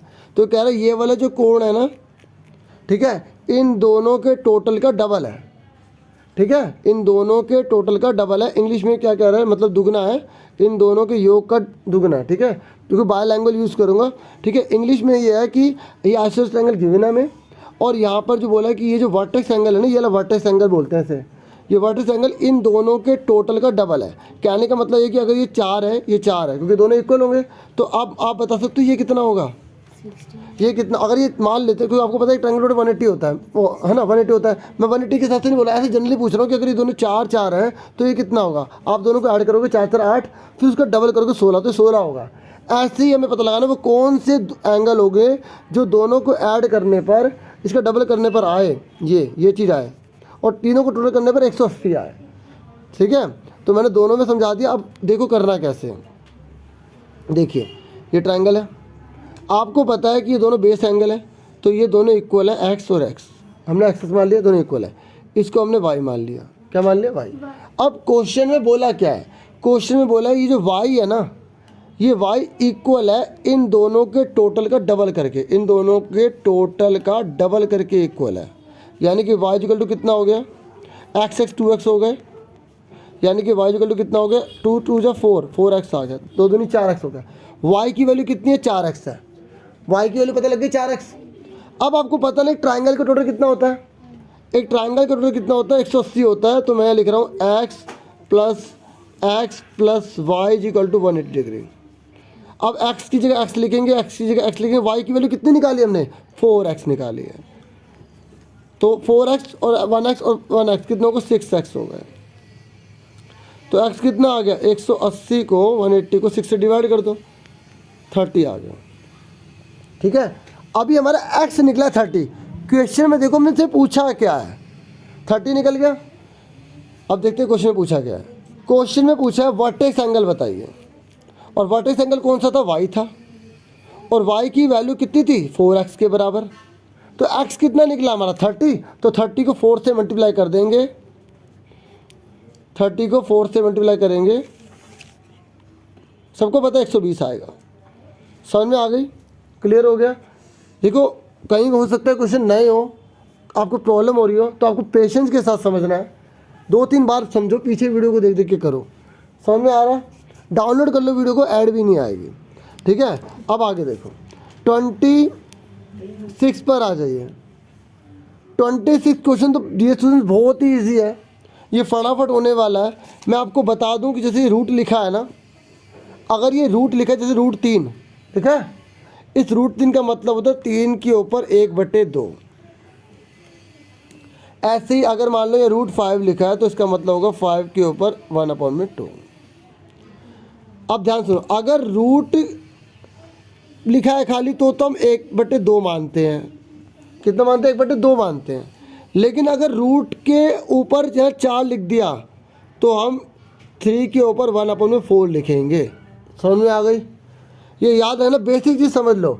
अगर रूट 3 है, मान लो 35 है, इसके ऊपर जब रूट लिखा है तो इसका मतलब हम इसे ऐसे लिखेंगे, 35 के ऊपर 1/2 लिखेंगे। अगर खाली रूट लिखा है तो रूट का मतलब 1/2 होता है। लेकिन अगर रूट के ऊपर यहाँ 7 लिख दिया तो इसका मतलब हमें मान के चलेंगे 35 के ऊपर, मान के क्या होता ही यही है, ये 7 है तो 1/7। अब आप ये मत सोचने लगते सर कि इसका भी तो 1/2 है, इसको 1/2 से मल्टीप्लाई करना है, नहीं करना। अगर कुछ नहीं लिखा तो रूट का मतलब 1/2 होता है। अगर लिख दिया 7, 8, 15, 18 तो उसका मतलब वही होता है, बस आपको 1/2 में लगाना है। क्लियर हो गया कंसेप्ट। अब इस क्वेश्चन को देखो, यहाँ पर इसने 2 के ऊपर 3 बोला है, लिखा है ना 2 के ऊपर 3, तो 2 के ऊपर 3 लिख दिया। उसके बाद यहाँ रूट के ऊपर 3 लिखा है ना, तो मल्टीप्लाई में 1/3 कर देंगे। फिर रूट के ऊपर 4 लिखा है, फिर मल्टीप्लाई में 1/4 लिख देंगे, क्योंकि यहाँ 3 रूट है ना। कितने रूट है, 2 है, तो 2 बार लिखा, 1 और 2, क्योंकि ये जो 3 है ना, इस पर कोई रूट नहीं है, ये ऊपर आएगा ऐसे। समझ में आ गई, आ गया। देखो अभी दोबारा बता दो, पहले आंसर देख लो, इसको दोबारा करा दूंगा, बाकी जिनको आ जाए ना आगे कर लेना। तो ऊपर नीचे काट दी, 3 से 3 काट दिया, तो अब 2 के ऊपर कितना आ रहा है, 1/4 ही आ रहा है, क्योंकि 1 के 1 में मल्टीप्लाई करो 1/4 आएगा। तो ये आंसर आ गया इसका, 2 के ऊपर 1/4।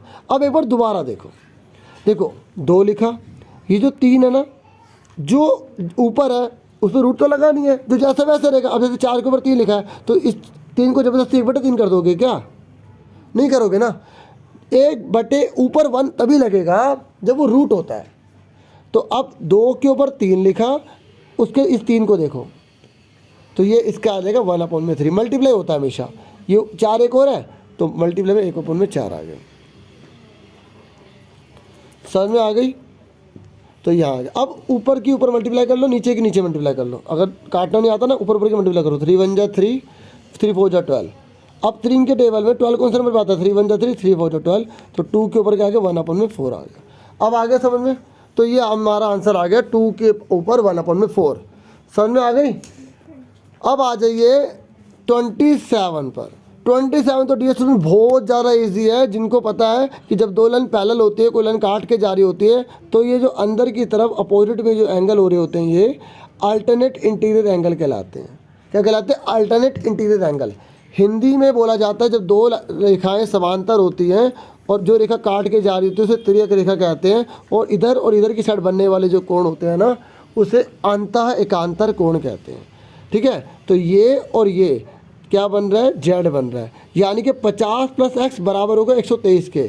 ठीक है, यानी कि 50 + x बराबर होगा 123 के। ठीक है, और 123 में से 50 घटा दिया, तो इस तरीके से 10 3 में से 0 गए 3, 12 में से 5 गए 7, तो 73 डिग्री आ गया। ठीक है, वीडियो कैसी लग रही है आपके लाइक बता ही रहे हैं, पिछले वीडियो में आपने लाइक किए, मुझे अच्छा लगा, काफ़ी बच्चों ने किया, थैंक यू। ठीक है, तो अब आगे बढ़ते हैं। इसका आंसर देख लेते हैं, क्या 73 निकला है ना। तो बच्चों अच्छे से करो, एक एक चीज़ एक्स्ट्रा करो, उसके आसपास करो। ठीक है, मतलब कहने का ये कि गारंटेड है कि दो पैरेलल लाइनों, कोई लाइन काट के जा रही है, उस पर ऐसे क्वेश्चन तो आने वाले हैं। या तो एकांतर कोण वाले आएंगे, अल्टरनेट इंटीरियर एंगल वाले, या तो दो लाइन डाली, इन दोनों के अंदर का टोटल 180 होता है, आसन कोण बोलते हैं, ये वाला आएगा। या ठीक है, इंग्लिश में बोलते हैं एडजेसेंट एंगल, जब दो लाइन काट रही है अंदर के दो एंगल होते हैं, इंटीरियर इन्हें बोलते हैं एडजेसेंट एंगल। और या तो ये वाला आएगा, ये लाइन के ऊपर है, ये लाइन के ऊपर है, तो इनको बोलते हैं करस्पॉन्डिंग एंगल, हिंदी में संगत कोण, है ना। तो आने आना मतलब इस पर, तो अच्छे से तैयारी करो बच्चों, और इसके आसपास की चीज़ें करो, आपके पेपर बहुत अच्छा हो जाएगा, बहुत अच्छी तैयारी हो जाएगी। ठीक है, तो बहुत सारे जो पेपर डीओ इशू कर रही है, ठीक है, और टेलीग्राम पर मैं आपको प्रोवाइड कर दूँगा, उससे लिंक इसका बन नहीं रहा था, तो मेरे पास लिंक नहीं था, PDF था। तो टेलीग्राम जो चैनल है वो आपके एसी स्टार्टर के नाम से ही है, तो उसे आप ज्वाइन कर लेना, मैं उसी में आपको सेंड कर दूँगा। ठीक है, तो मेरे पास जो है क्वेश्चन पेपर पे इसके आंसर की भी है, तो आंसर की भी आप देख लेना, ताकि आप अच्छे से आंसर मैच कर सके जो अपने आप कर रहे हैं। 28 देखिए, 28 में बोला है कि x और y दोनों पॉजिटिव हैं, देख लीजिए। तो ये कौन से क्वाड्रेंट में आएंगे? देखो बच्चों, हमने अच्छे से करा था कि जब दो लाइन एक दूसरे को काट रही होती हैं, तो इधर दोनों प्लस प्लस के होते हैं x और y, इधर x माइनस का होता है, और जो y होता है वो प्लस का होता है। आप सबको पता नहीं, ये x एक्सिस होता है, x अक्ष बोलते हैं, इसे y एक्सिस होता है, ये y अक्ष होता है। ठीक है, और यहाँ पर x और y दोनों माइनस के होते हैं, और यहाँ पर जो है x प्लस का होता है और y माइनस का होता है। अब इसने बोला है क्वेश्चन में कि दोनों के दोनों क्या है, प्लस के हैं, तो इसका मतलब क्या, वो फर्स्ट क्वाड्रेंट में हो, क्योंकि फर्स्ट क्वाड्रेंट होता है मतलब फर्स्ट चतुर्थांश, पहला चतुर्थांश, ये दूसरा चतुर्थांश, ये तीसरा चतुर्थांश, और ये चौथा चतुर्थांश होता है। ठीक है, अगर आपसे पूछता कि x माइनस क्या है, y प्लस क्या है, तो दूसरा चतुर्थांश होता, सेकंड क्वाड्रेंट होता। ठीक है, अगर दोनों प्लस के तो फर्स्ट क्वाड्रेंट को हिंदी में बोलेंगे प्रथम चतुर्थांश। देखिए एक बात और याद रखना कि जो ये बीच में जो पॉइंट होता है इसे ओरिजिन कहा जाता है, हिंदी में इसको बोला जाता है मूल बिंदु। ठीक है, और एक बात और याद रखना कि ये जो पहले वाले होते हैं ना, आप सबको पता है ये x होते हैं, इसको भुज कहा जाता है, इंग्लिश में इसे अफसीसा कहा जाता है, ABSCISSA, मैंने आपको पहले वाली वीडियो में भी बताया था। और ये जो y होता है ना, जो बाद वाला, ठीक है, उसे ऑर्डिनेट कहा जाता है, ऑर्डिनेट। इसे बीच बीच में पुराना रिवाइज कराता रहता हूँ, ताकि ठीक है ये आपकी नॉलेज बेटर हो जाए। ठीक है, कोटि, y को क्या बोलते हैं, ऑर्डिनेट, कोटि बोलते हैं, याद रखना। चलो अब आगे देखते हैं। ठीक है, अब है 29 क्वेश्चन, ये काफ़ी बड़ा है। ये कह रहा है कि इसको सॉल्व करो और बताओ इसका आंसर क्या होगा। देखिए जब ऐसा कोई क्वेश्चन आता है तो हम इन सबको अलग अलग करते हैं, हर का परिमेयकरण होता है। इसमें आप एक चीज़ नोटिस करो कि एक का रूट एक ही तो होता है, इसलिए एक पर रूट नहीं लगाया। एक का रूट एक ही तो होता है, इस पर क्या नहीं लगाया, रूट नहीं लगाया, याद रखना। और एक के बाद 2 आ रहा, फिर 2 का 3, 3 का 4, ऐसे से चलता जा रहा है, और 8 का 9 दे रखा है। तो ऐसे क्वेश्चन में एक पैटर्न होता है, इसमें क्या होता है, सारे कट जाते हैं और एक शुरू की वैल्यू बचती है और लास्ट में कुछ बचेगा। तो इस तरीके से इसको जोड़ेंगे, घटाएंगे ना, तो आंसर 1 2 0 इतना ही आंसर आता है। अभी ऑप्शन में ये सारे दे रखे हैं, तो कैसे करेंगे। अब मैं आपको इसको बताता हूँ कैसे करना है। अब सबको पहले ये बताओ कि आप सबको हर का परिमेयकरण करना आता है ना। इंग्लिश में बोलते हैं रैशनलाइजेशन ऑफ डिनोमिनेटर। देखिए ऊपर वाले को न्यूमिनेटर कहते हैं, नीचे वाले को डिनोमिनेटर कहते हैं। ऊपर वाले को अंश कहते हैं, नीचे वाले को हर कहते हैं। तो हर का परिमेयकरण करना है। परिमेयकरण कैसे किया जाता है समझ लीजिए। तो मैं पहले आपको पहले पार्ट का बताता हूँ। ठीक है, ये देखिए 1/1 + √2 दे रखा है। तो ये जो चीज़ हमें दी होती है ना, फर्स्ट चैप्टर में है। ठीक है, फर्स्ट चैप्टर में देखना आप। ठीक है, बुक में फर्स्ट चैप्टर में क्वेश्चन नहीं है, एक्स्ट्रा है। ठीक है, आप सपोर्टिंग मटेरियल से देखेंगे ना, काफ़ी क्वेश्चन उसमें से आए हुए हैं। तो सपोर्टिंग मटेरियल के MCQ जरूर कीजिएगा। तो ये हर का परिमेयकरण कैसे करना है, ये चीज़ ऊपर चली जाएगी। देखो मैंने पूरा सेम ऊपर उतार दिया, लेकिन यहाँ पर क्या है, प्लस है। जब प्लस है तो यहाँ पर माइनस हो जाएगा दोनों में। ऐसा इसलिए कि कट जाएगा तो क्वेश्चन वही का वही बना रहेगा, इसलिए ऐसा किया जाता है। ठीक है, पर हमें काटना नहीं है, काटेंगे तो क्वेश्चन वही बन जाएगा। ठीक है, अब एक बात और सुनो, जब भी हम इसका रेशनलाइज करेंगे ना, तो हमें इस बात का भी ध्यान रखना है कि छोटी रकम जो है ना वो बाद में हो, बड़ी रकम पहले हो। तो यहाँ पर एक जो है ना, एक वो छोटा है रूट 2 से, क्योंकि रूट 2 की वैल्यू होती है 1.14। तो अगर आप ऐसे रेशनलाइज करोगे तो माइनस में फंस जाओगे और फिर आंसर तो आ जाएगा जिसको एक्सपीरियंस है, लेकिन उसका भी टाइम चला जाएगा। तो आपको याद रखना है कि जब भी आप हर का परिमेयकरण करें डियर स्टूडेंट्स, तो आप बड़ी रकम पहले छोटी रकम बाद में लिख लें, इससे बहुत ईजी हो जाएगा डियर स्टूडेंट्स। ठीक है, चलो अब देखो हमने कर दिया, ये चीज़ ऊपर चली गई, ये चीज़ नीचे चली गई। ठीक है, अरे हंसी यार तो हंसला करो, कोई बात नहीं, हंसना चाहिए। देखो अभी मैंने ना रूट 2 की वैल्यू रखी थी 1.14 के आसपास, ये रूट 2 की वैल्यू होती है। जैसे रूट 3 की वैल्यू होती है ना 1.732, इसको जब सॉल्व करोगे ना स्क्वायर रूट निकालोगे, वो वैल्यू होती है जो आपने 8वीं में पढ़े होंगे। ठीक है, नहीं तो आप जो है ना 8वीं की मैंने एक वीडियो बना रखी है स्क्वायर रूट वाली, वो भी आप देख सकते हैं। इसको याद करने का तरीका पता है क्या? रूट 3 को आई थॉट यू गो, देखो थॉट में 7 लेटर होते हैं ना, तो 7 हो गया, यू में 3 होते हैं तो 3 हो गया, गो में 2 तो 2। तो याद करने का तरीका, रूट 3 की वैल्यू कोई पूछे ना कितनी है तो 1.732 आप आराम से बता सकते हैं। याद करने का तरीका आई थॉट यू गो। ठीक है, तो चलो ये तो हम वो ज़्यादा हमने उसका कर दिया, इसमें ज़्यादा टाइम लग जाएगा नहीं तो। ठीक है, इस क्वेश्चन में ही तो देखिए मैंने आपको बताया था कि बड़ी रकम पहले छोटी रकम बाद में लेंगे, और डियर स्टूडेंट्स ये चीज़ ऊपर चली जाएगी, ये चीज़ नीचे आ जाएगी।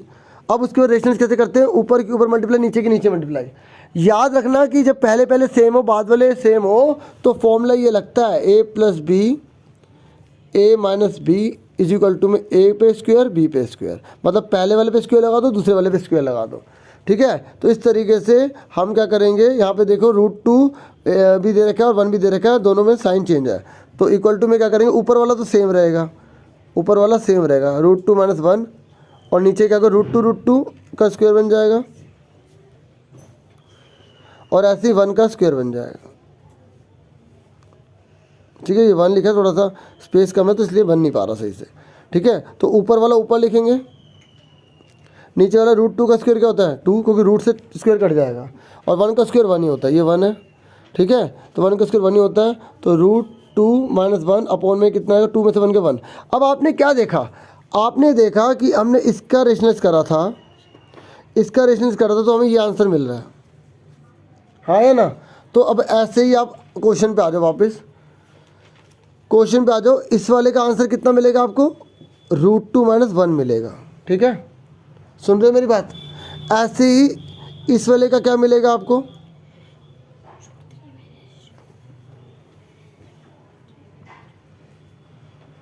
देखिए इस वाले का मिला रूट 2 - 1। ठीक है, इस वाले का आंसर क्या मिला डियर स्टूडेंट्स, रूट 2 - 1 मिला आपको। जब आप इसे सोल्व करेंगे ना, तो मैं इसको भी सोल्व करके दिखाऊंगा, बाकी जिनको आ जाए वो वीडियो आगे कर सकते हैं।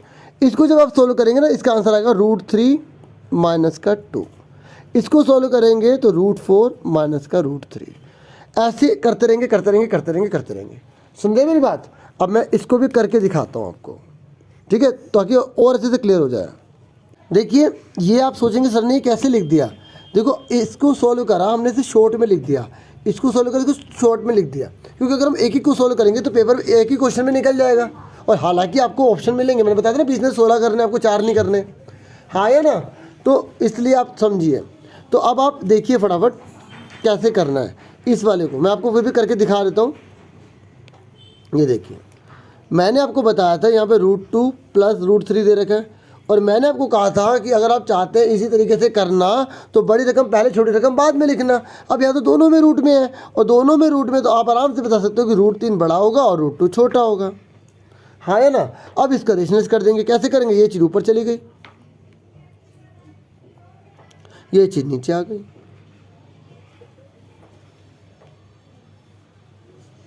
ठीक है, अब उसके बाद क्या करते हैं, ऊपर ऊपर की मल्टीप्लाई, नीचे नीचे की मल्टीप्लाई, और जब नीचे नीचे पहले वाला सेम है बाद वाला सेम है तो फॉर्मूला लग जाएगा a² - b² का। ठीक है, तो इस तरीके से रूट 3 - रूट 2, नीचे क्या आ जाएगा रूट 3 का स्क्वायर, रूट 2 का स्क्वायर आ जाएगा। ठीक है, तो रूट 3, तो देखिए ये रूट 3 - रूट 2 को सेम उतार लिया, और ये रूट 3 का स्क्वायर रूट से कट गया 2, 3 आ गया, और यहाँ रूट से कट गया ये तो 2 आ गया। अब देखिए रूट 3 - का रूट 2, 3 में से 2 का 1 ही तो बचा, तो इसलिए मैंने उसका आंसर सीधा लिख दिया था √3 माइनस √2। समझ में आई आपको? अब वापस देखो, तो इसका मतलब इसका आंसर क्या निकलेगा? √2 माइनस का 1। इसका क्या निकलेगा बताइए ज़रा? इसका निकलेगा √3 माइनस का √2। इसका क्या निकलेगा? √4 माइनस का √3। सुन रहे मेरी बात? ऐसे ही आगे वाला क्या होगा? आगे वाला जब तक करते जाओ जब तक कि 8 और 9 ना आ जाए, यानी कि √5 माइनस √4। ठीक है, फिर उसके बाद अगला क्या होगा? √6 माइनस √5। फिर उसके बाद √7 माइनस √6। फिर क्या आएगा बोलिए? √8 माइनस √7। फिर अगला वाला क्या आएगा? √9 माइनस √8। और देखो √9 और √8 यही वाले तो हैं, ये √9 और √8 यही तो है, यानी कि हमें यहीं तक करना था। अब देखिए, ठीक है, आपको ये भी टाइम नहीं लगेगा क्योंकि अभी मैं समझा रहा हूँ ना, आपको बहुत टाइम लग रहा होगा, लेकिन अब 1-2 बार देखेंगे आपके माइंड में पूरी तरह बैठ जाएगा डियर स्टूडेंट्स।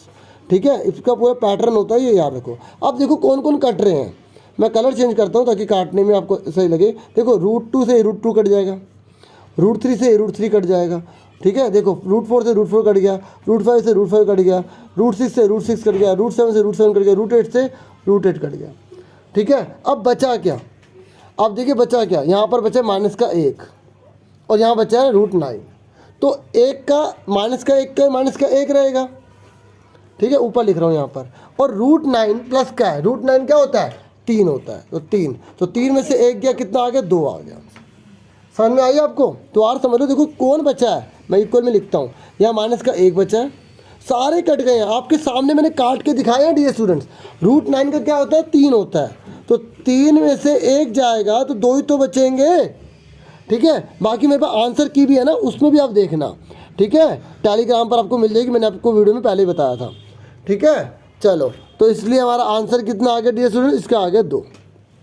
काफ़ी बड़ा था क्योंकि समझाना भी जरूरी था, क्योंकि कोई और भी क्वेश्चन आएगा तो आप इजी तरीके से कर लेंगे। अब देखिए कितना इजी क्वेश्चन है 30। ये कह रहा है कि दोनों के दोनों जो है ना, ठीक है, कॉन्ग्रुएंट ट्रायंगल है। ठीक है, तो आपसे अब आप कहोगे सर इसमें दिया तो है नहीं कॉन्ग्रुएंट। ठीक है, देखिए ये 5 है, ये भी 5 है, ये 6 है, ये भी 6 है, ये 70 है, ये भी 70 है, तो कौन से रूल से कॉन्ग्रुएंट हो रहा है? हिंदी में सर्वांगसम बोलते हैं। मैंने कहा था ना सर्वांगसम, पिछली वीडियो में मैंने बहुत बात करी थी इसके बारे में, बहुत बताया था मैंने। ठीक है, मैंने बताया था कौन कौन से रूल से सर्वांगसम होते हैं, जैसे SSS, SCS। तो देखो दो साइडों के बीच में, दो साइड्स के बीच में एक एंगल है, दो भुजाओं के बीच में एक कोण है, तो कौन से रूल से हो रहा है? SCS। हमसे ये तो पूछा नहीं है कि कौन से रूल से हो रहा है, पूछता तो वो टिक कर देते, लेकिन पूछा है कि यहाँ जो 3x है, यहाँ जो 2x + 20 है ना, तो ये BAC बोल रहा है। देखो लिखा ना BAC, तो आपसे बोल रहा है ये निकालिए BA', ये पूरा एंगल निकालिए, लिखा ना, ये देखो ये निकालना है, ये निकालना है, ये। तो आपको पता ना ये दोनों बराबर होंगे, क्योंकि कॉन्ग्रुएंट है तो बराबर होंगे ना। हाँ, हंसला करो, थोड़ा हंसला करो। अच्छा, जो सीरियस है थोड़ा हंसना भी चाहिए, क्योंकि माइंड को, ठीक है, थोड़ा सा फ्रेशनेस मिल जाती है। अब देखिए दोनों इक्वल है, तो 3x = में कितना है? 2x + 20। अब देखिए 2x प्लस का जाके इधर जाके क्या हो जाएगा? माइनस का हो जाएगा। और 3x में 2x के कितने बचे? 1x 20, तो x की वैल्यू कितनी आ गई? 20 आ गई। ये x की वैल्यू निकली है। कई बच्चे इतने जल्दबाजी में कर लेते हैं ना, अगर 20 दिया तो 20 पे टिक कर दे, हालांकि 20 दिया ही नहीं है ऑप्शन में। अब देखो हमने 20x निकाला है, हमसे ये पूछा गया, ये पूछा गया ना, 20 पुट करो, 20 पुट करो इसमें, 22 का कितना होता है? 40, 40 में 20 ऐड करो, 60 हो गया। तो हमारा 60 आंसर आ गया। मैं एक बार दोबारा पुट करके दिखा देता हूँ। देखो 2 लिखा था और यहाँ 20 दे रखा था, और प्लस में हमें कितना दे रखा था? 20। तो 22 जब 40 हो गया, 40 + 20 कितना आ गया? 60 आ गया। तो इस तरीके से हमारा जो इसका आंसर है ना, वो आ गया 60 डिग्री। समझ में आ गया सबको? ठीक है, देखिए 31 कर रहे हैं। आप सब जानते हैं ना कि एक पूरा का पूरा जो सर्कल होता है वो 360 डिग्री का होता है ना, 360 डिग्री का। तो हमसे यह पूछ रहा है x निकालिए। देखो क्वेश्चन जरूर याद रखना। तो आप क्या करेंगे, इन तीनों का जो टोटल है उसको आप 360 के इक्वल लिख देंगे।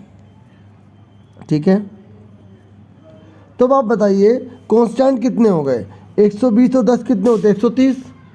और दोनों वेरिएबल कितने हो गए? x कितने हो गए? 2x हो गए। तो इस तरीके से 360 में से 120 में 10 जोड़ा 130, जब इक्वल लगा होता है, इक्वल के इधर जाते हैं तो साइन चेंज हो जाता है, प्लस का 130 जाके क्या हो जाएगा, माइनस का 130 हो जाएगा। ठीक है, अब आप क्या करेंगे, 2x मैं ऊपर लिख रहा हूँ यहाँ पर, 2x का 2x आ गया। अब 360 में से 130 घटाएंगे तो कितना आएगा आपका, आपका आ जाएगा 230।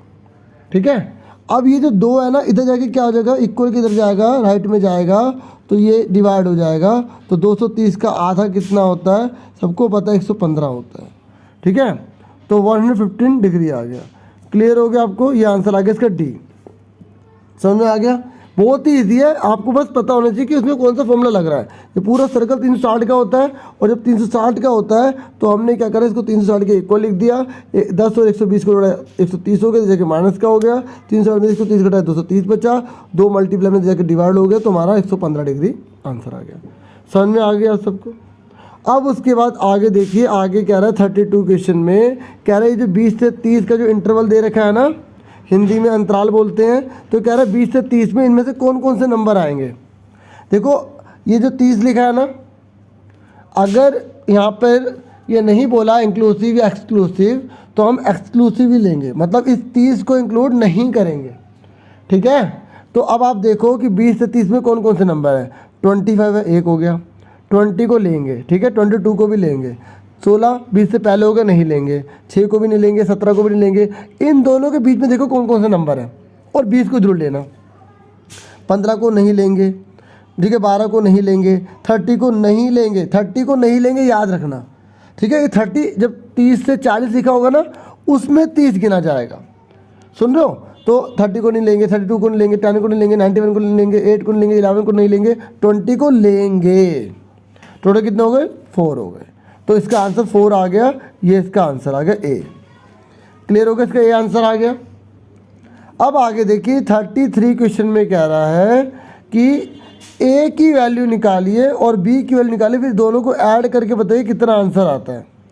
तो सबसे पहले भी इसको सॉल्व करना होगा, और जब भी आप इस तरीके से नंबर देखते हैं रूट में, तो उसको आपको रेशनलाइज करना पड़ता है, हर का परिमेयकरण करना पड़ता है। ठीक है, देखिए अब मैं आपको इसका हर का परिमेयकरण करूँगा, रेशनलाइजेशन ऑफ डिनोमिनेटर करूँगा। हमने पिछली जो क्वेश्चन करे थे उसमें भी मैंने आपको बताया था, है ना। तो अब आप फटाफट देखिए कैसे करेंगे रेशनलाइजेशन। देखिए हमें दे रखा है √3 - 1, एक मिनट। ठीक है, देखिए ऊपर √3 - 1 है। ठीक है, अभी लेफ्ट हैंड साइड को आप लेंगे, राइट हैंड साइड को अभी भूल जाइए। ये चीज़ ऊपर चली गई, साइन चेंज हो जाएगा। यही सेम जो है नीचे भी लिखेंगे। ठीक है, √3 - 1। ठीक है, अब आपने पहले जो क्वेश्चन करे थे डियर स्टूडेंट, उसमें हमने क्या देखा था, ऊपर तो 1 होता था, और यहाँ पर अब 2 चीज़ें हो गई, आप देख सकते हैं, ये 2 हो गए, 1 और 1 2 हो गए। अब आप देखिए दोनों के साइन सेम है, तो इसका मतलब पता है क्या होगा, इसका मतलब ये होगा, ये बन जाएगा √3, उसी कलर को ले लेता हूँ, √3 - 1 के ऊपर स्क्वायर लग जाएगा, और नीचे हमेशा वाला फॉर्मूला लगेगा a² - b² वाला, जो मैं आपको पहले ही बता चुका हूँ, a - b a + b होता है ना, वो मैं आपको बता चुका हूँ। तो वही करेंगे, नीचे a का स्क्वायर, पहले वाले के ऊपर स्क्वायर लग गया, दूसरे वाले के ऊपर स्क्वायर लग गया। ठीक है, अब उसके बाद क्या होगा, अब इस पूरे का फॉर्मूला खोलिए। पूरे का फॉर्मूला क्या होता है, a का स्क्वायर b का स्क्वायर -2ab।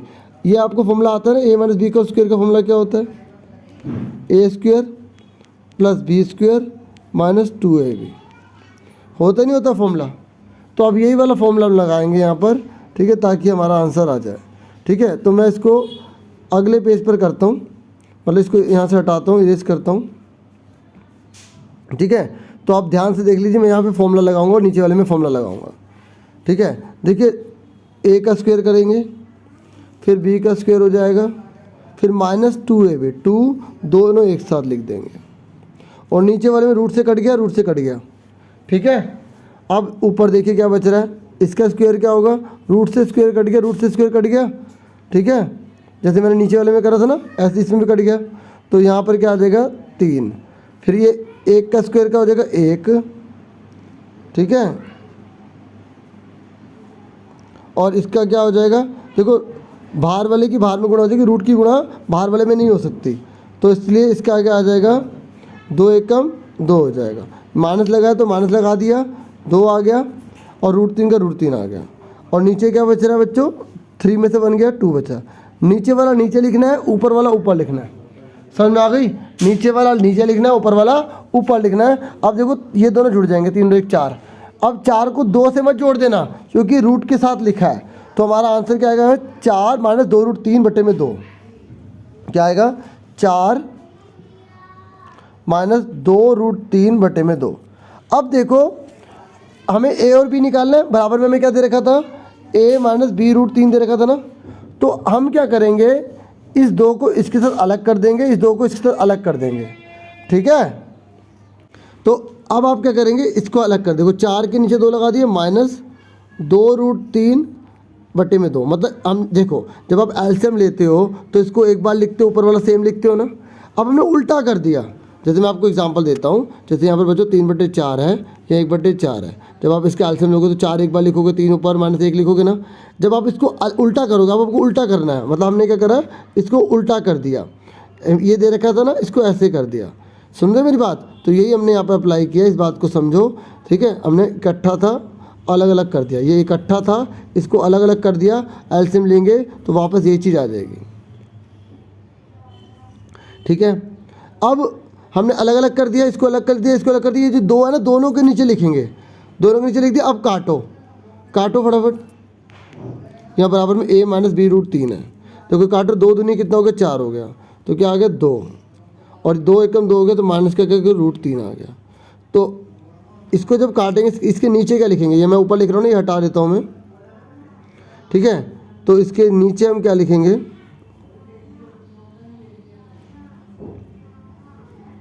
हमारा कितना है 2 - √3 = में a - b√3। अब इसे कंपेयर करो, a कितना आ गया, 2 आ गया, b कितना आ गया, माइनस का माइनस कट गया, 1 आ गया। तो a की वैल्यू 2 आ गई, b की वैल्यू 2 आ गई। कंपेयरिंग पता कैसे की जाती है, जो रूट वाला है वो b है, रूट वाले के साथ b है, तो यहाँ कुछ नहीं तो 1 मानेंगे, ठीक है। देखो दोबारा बताता हूँ, क्योंकि कहीं ये क्वेश्चन थोड़ा सा कॉम्प्लिकेटेड है, तो हो सकता है आपको समझ में ना आया। तो 2 - √3 दे रखा है और a - यहाँ b√3 दे रखा है, तो पहले वाला a हो गया, ये बाद वाला b हो गया। अब यहाँ कुछ नहीं लिखा तो 1 मान लेंगे, तो a कितना आ गया 2, सॉरी 1 मान लेंगे, ठीक है। a कितना आ गया 2 और b कितना आ गया, b के कितना 1 माइनस का 1 आ गया, 1 आ गया, ठीक है। अगर ये नहीं आया ना तो कमेंट बॉक्स में बताना है, मैं इसकी एक अलग से वीडियो बना दूंगा बोर्ड पे कराते हुए, ताकि आपको अच्छे से क्लियर हो जाए। बाकी मैंने चैप्टर्स भी बहुत सारे बना रखे हैं, आप चाहे तो प्लेलिस्ट में जाके देख सकते हैं, पिछले साल के पेपर भी बना रखे हैं, ठीक है। तो हमारा 2 और 1 आ गया, लेकिन हमने बोला जोड़ के बताओ कितना होगा, तो 2 + 1 कितना होगा, 3 हो गया, तो कितना आ गया हमारा 3 आ गया, इसका ए आंसर आ गया, कितना आ गया, ए आंसर आ गया। अब उसके बाद आ जाइए 34 पर। 34 तो बहुत ईजी है, ये कह रहा ये तीनों के तीनों पॉइंट हैं, इन तीनों पॉइंट से इन चारों में से कौन सी लाइन होकर जाती है। खुद सोचो, ये दोनों देखो, एक खुद सोचो, एक माइनस का एक प्लस का, एक माइनस का एक प्लस का, एक और ये दोनों 0 0 है। तो देखो इसको ऐड करेंगे 0 आएगा, इसको ऐड करेंगे 0 आएगा। चेक करो ऐसा कोई है, ये देखो ये y है और ये x है, देखो ये y है ये x है। अब y कितने का है, 3 का, यह माइनस है। मैं आपको सिंपल बताता हूँ ना, देखो आप इसको देखो b वाले को, ये कह रहा है दोनों को जोड़ने पर 0 आए, देखो दोनों को जोड़ने पर 0 आ रहा है, देखो जोड़ो, -3 में 3 जोड़ोगे तब भी 0 आएगा, 3 में -3 जोड़ोगे तब भी 0 आएगा, 0 में जोड़ोगे तब भी 0 आएगा। तो केवल यही सेटिस्फाई कर रहा है ना, तो इसका आंसर जो है ना बी है। अगर ए क्यों नहीं है, y की जगह 3 लिखना है, x की जगह -3 लिखना है, बाहर माइनस लिखा तो माइनस माइनस क्या हो जाएगा प्लस, तो 3 3 6 आएगा ना, तो इसका मतलब ये आंसर नहीं है, ठीक है। ऐसा कोई भी क्वेश्चन है ना तो सारे मत करने लग जाया करो, थोड़ा अपने दिमाग को सोचो कि यहाँ पर दोनों सेम सेम है, तो ऐड करने पर जो है 0 आ रहा है, तो ऐड करने पर 0 यही तो है, इसलिए इसका आंसर है बी, ठीक है। नहीं तो आप ज़्यादा बड़ा करना चाहते हो तो 1 की वैल्यू सब में पुट करके देखो और अपना टाइम बर्बाद करो, ठीक है। क्योंकि आप कहोगे सर दोनों में 0 रखने पर तो 0 आएगा आएगा आएगा, लेकिन तीनों के तीनों इक्वेशन सेटिस्फाइड होनी चाहिए, ठीक है। हिंदी में भी आप ये पढ़ सकते हैं, इसमें हिंदी इंग्लिश में कोई मैटर नहीं था। अब देखिए 35, ये कह रहा है अगर वर्ग चिन्ह 15 है, पहले मैं इसको हिंदी में बताऊंगा फिर मैं इंग्लिश में बताऊंगा, नहीं तो इसमें ना दोनों में बताने में कई बार बच्चों को कन्फ्यूजन होती है। तो ये कह रहा है वर्ग चिन्ह 15 दे रखा है, वर्ग चिन्ह को बोलते हैं क्लास मार्क। क्लासमार्क 15 दे रखा है बच्चों और कह रहा है इसकी लोअर लिमिट 13 है। पहला भी समझ लो क्लासमार्क होता क्या है। देखिए 20 से 40 जैसे लिखा है ना, तो इसको बोलेंगे क्लास इंटरवल। अच्छा मैं हिंदी में पहले बता रहा था, तो 20 से 40 दे रखा है ना बच्चों, इसे बोलते हैं वर्ग अंतराल। इंग्लिश में भी थोड़ी देर में बताऊंगा, पहले हिंदी में समझ लो पूरी तरह। देखिए 20 से 40 जो दे रखा है ना, ये माइनस नहीं है, 20 से लेकर 40 तक है। तो 20 से 40 जब दे रखा हुआ है ना, उसको बोलते हैं अंतराल। तो अगर आपसे बोलता है वर्ग चिन्ह निकालिए, तो आप इन दोनों को जोड़ के आधा कर दोगे। 40 में बीच जोड़े 60, 60 का आधा 30 हो गया। ये जो 30 है ना, ये वर्ग चिन्ह कहलाता है। अभी ये एक्स्ट्रा क्वेश्चन ले रहा हूँ अपनी तरफ से समझाने के लिए, ठीक है। और निम्न सीमा किसे कहते हैं? देखो ये जो 20 है ना, इसे निम्न सीमा कहेंगे, ये जो 40 है ना, इसे उच्च सीमा कहेंगे। अब इस क्वेश्चन में बोला है कि कोई वर्ग चिन्ह है, मतलब बीच की वैल्यू 15 है और निम्न सीमा 13 है। मतलब आपको मैंने बताया था ना कि इधर लोअर लिमिट होती है, फिर अपर लिमिट होती है। पहले निम्न सीमा होती है, फिर उच्च सीमा होती है। तो यानी कि हमें निम्न सीमा तो दे रखी है 13, हमें उच्च सीमा नहीं दे रखी, x मान लो। और इसने बोला वर्ग चिन्ह इन दोनों के बीच में 13 और x के बीच में 15 है, बिल्कुल बीच में। ये जो वर्ग चिन्ह होता है ना, बिल्कुल बीच में होता है। तो कह रहा है x कितना होगा? आप देखो 13 से 15 में जाने में कितने कदम चलेंगे? 2, 13, 14, 15। ऐसे 15 से 2 कदम आगे बढ़ेंगे तो कितना होगा? 17 ना। तो इसलिए x 17 आएगा। अब आप चेक कैसे करोगे कि आपका आंसर सही है गलत है? आप 17 और 13 को जोड़ के आधा करो, 15 आ रहा है नहीं आ रहा? 17 और 13 30 होते, 30 का 15, इसका मतलब ने सही निकाला, हमारा आंसर 17 है। अब इंग्लिश वाले देखो एक बार, हिंदी वालों को नहीं आना तो 2-3 बार वीडियो पीछे करके देखें, क्योंकि अगर आपने पहले प्रैक्टिस नहीं कर रखी तो आप करेंगे तो टाइम तो लगेगा। अब इंग्लिश में देखिए डियर स्टूडेंट, ये क्लास में 15 दे रखा है। क्लास में होता क्या पहले समझ लीजिए। देखिए जैसे 20 से 40 हमें कोई इंटरवल दे रखा है, इसे क्लास इंटरवल कहते हैं। और क्लास मार्क होता है इन दोनों के बीच की वैल्यू। और बीच की वैल्यू कैसे निकाली जाती है? दोनों को ऐड करके हाफ कर दो। 40 + 20 60, 60 का हाफ कितना होगा? 30। तो मिड वैल्यू बिल्कुल बीच में होती है। और मिड वैल्यू देखो 20 से 10 कदम आगे और 30 का 40 बाद में आ रहा है। तो देखो इधर का भी 10 का गैप है, इधर भी 10 का गैप है, तभी तो मिड वैल्यू कहलाती है, तभी तो इसे क्लास मार्क कहते हैं। और लोअर लिमिट क्या होती है? ये जो 20 है ना, इसे लोअर लिमिट कहेंगे, और जो 40 है ना, उसे अपर लिमिट कहेंगे। अब क्वेश्चन में पूछा क्या है? क्वेश्चन में कह रहा है कि क्लास में 15 है, लोअर लिमिट 13 है, यानी कि लोअर लिमिट हमें 13 दे रखी है, अपर लिमिट हमको पता नहीं है। और इन दोनों के बीच की वैल्यू, मिड वैल्यू इनके 15 दे रखा है। तो अब आप देखो 13 से 15 जाने में हमें 2 स्टेप बढ़ना पड़ेगा। तो जो ये x है वो 15 से 2 कदम आगे होगा, तो 2 कदम आगे होगा। तो इसका मतलब x कितना हुआ? x हुआ 17, क्योंकि 15 मिड वैल्यू बीच में है। तो अब 15 मिड वैल्यू बने तो x की क्या होना चाहिए? 17 होना चाहिए, तभी तो बीच में होगा। 13 से 15 2 कदम और 15 से 17 2 कदम। अब आप चेक कैसे करोगे कि आपका सही है गलत है? 13 और 17 को जोड़ के आधा करो, 30 का आधा कितना होता है? 15। तो इसका मतलब हमने सही करा है।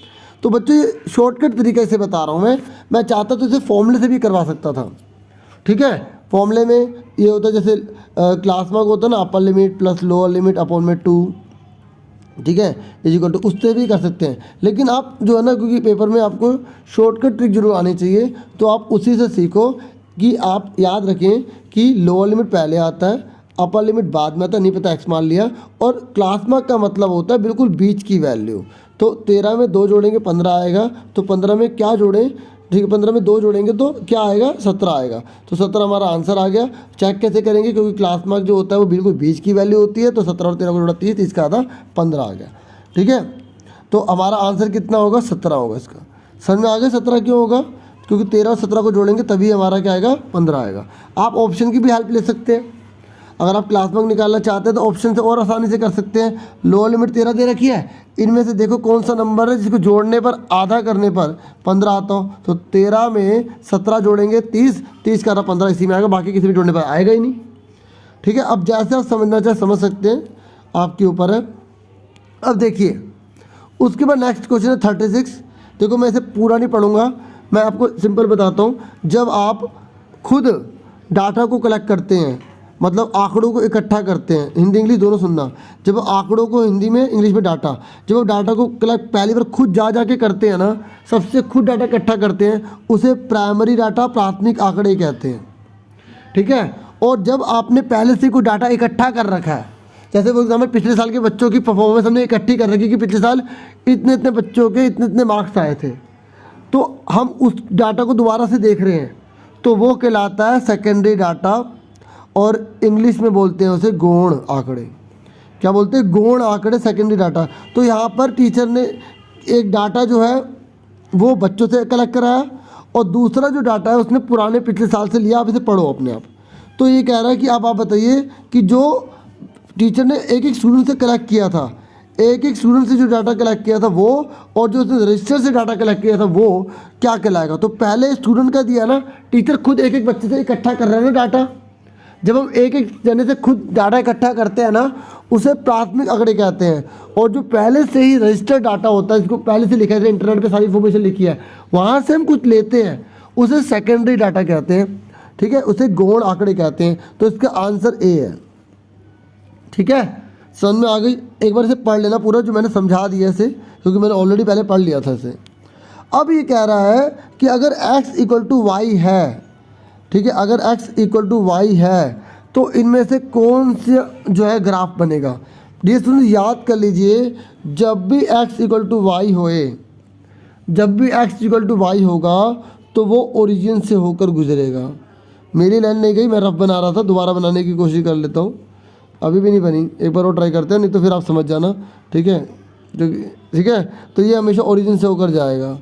ठीक है, किससे जाएगा? ओरिजिन से होकर जाएगा। याद रखना, जब x और y दोनों दे रखे तो ओरिजिन से जाता है। ठीक है, जब x या y अकेला दिया होता है तब वो पैरेलल होते हैं। तो इसका आंसर क्या होगा बच्चों? Passing through the origin. Hindi में ओरिजिन को मूल बिंदु कहते हैं। ठीक है, जब वो पास किससे होके जाता है? ओरिजिन से पास होके जाता है। समझ में आ गई आप सबको? ठीक है, तो इसका आंसर तो आपको समझ में आ गया। कुछ चीज़ें आपको रटनी भी पड़ेंगी, क्योंकि अगर आप इसका ग्राफ बनाने लगेंगे, आप पहले x की जगह 1, y की जगह 1, x की जगह 2, y की जगह 2 ऐसे पुट करेंगे, ग्राफ बनाएंगे, तो आपका टाइम कितना चला जाएगा ये सोचिए। हाँ या ना? तो कुछ चीज़ आप लर्न कीजिए ताकि पेपर आप जल्दी कर पाएँ। बाकी मैंने आपको पहले ही जो वीडियो बनाई थी उसमें बता दिया था कि पेपर में कितने कितने क्वेश्चन आपको छोड़ने हैं, कितने कितने आपको करने हैं। अब 38 पर आ जाइए। ये कह रहा है ये जो ग्राफ बना है ना, ये इन चारों इक्वेशन में से किसका ग्राफ है? इन चारों इक्वेशन में से किसका है? तो हम ना इसको ले लेते हैं, हमें इजी लग रहा है। 2 2 दोनों सेम है ना, तो अब आप इसे पुट कीजिए और देखिए राइट हैंड साइड के बराबर कौन सा आता है। आपको लेफ्ट लेना होता है और राइट के बराबर आना होता है। अगर राइट के बराबर आ गया तो सही है। देखो 2 दे रखे पॉइंट, एक ये वाला और एक ये वाला, आपको दोनों पुट करके चेक करने होंगे। सुन रहे हैं आप? हम इजी वाला ले लेते हैं, 2 और 2 ले लेते हैं। ठीक है, यहाँ पुट करें। देखो यहाँ x की जगह 2 पुट करो, y की जगह 2 पुट करो, तो 3 2 जा कितना होता है? 6, और 7 2 जा कितना होता है? 14।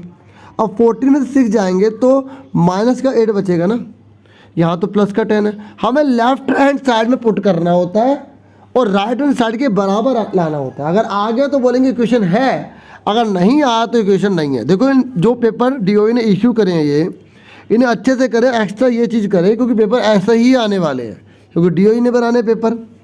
सुन रहे हैं मेरी बात? अब देखिए सेकंड में पुट करके देखते हैं।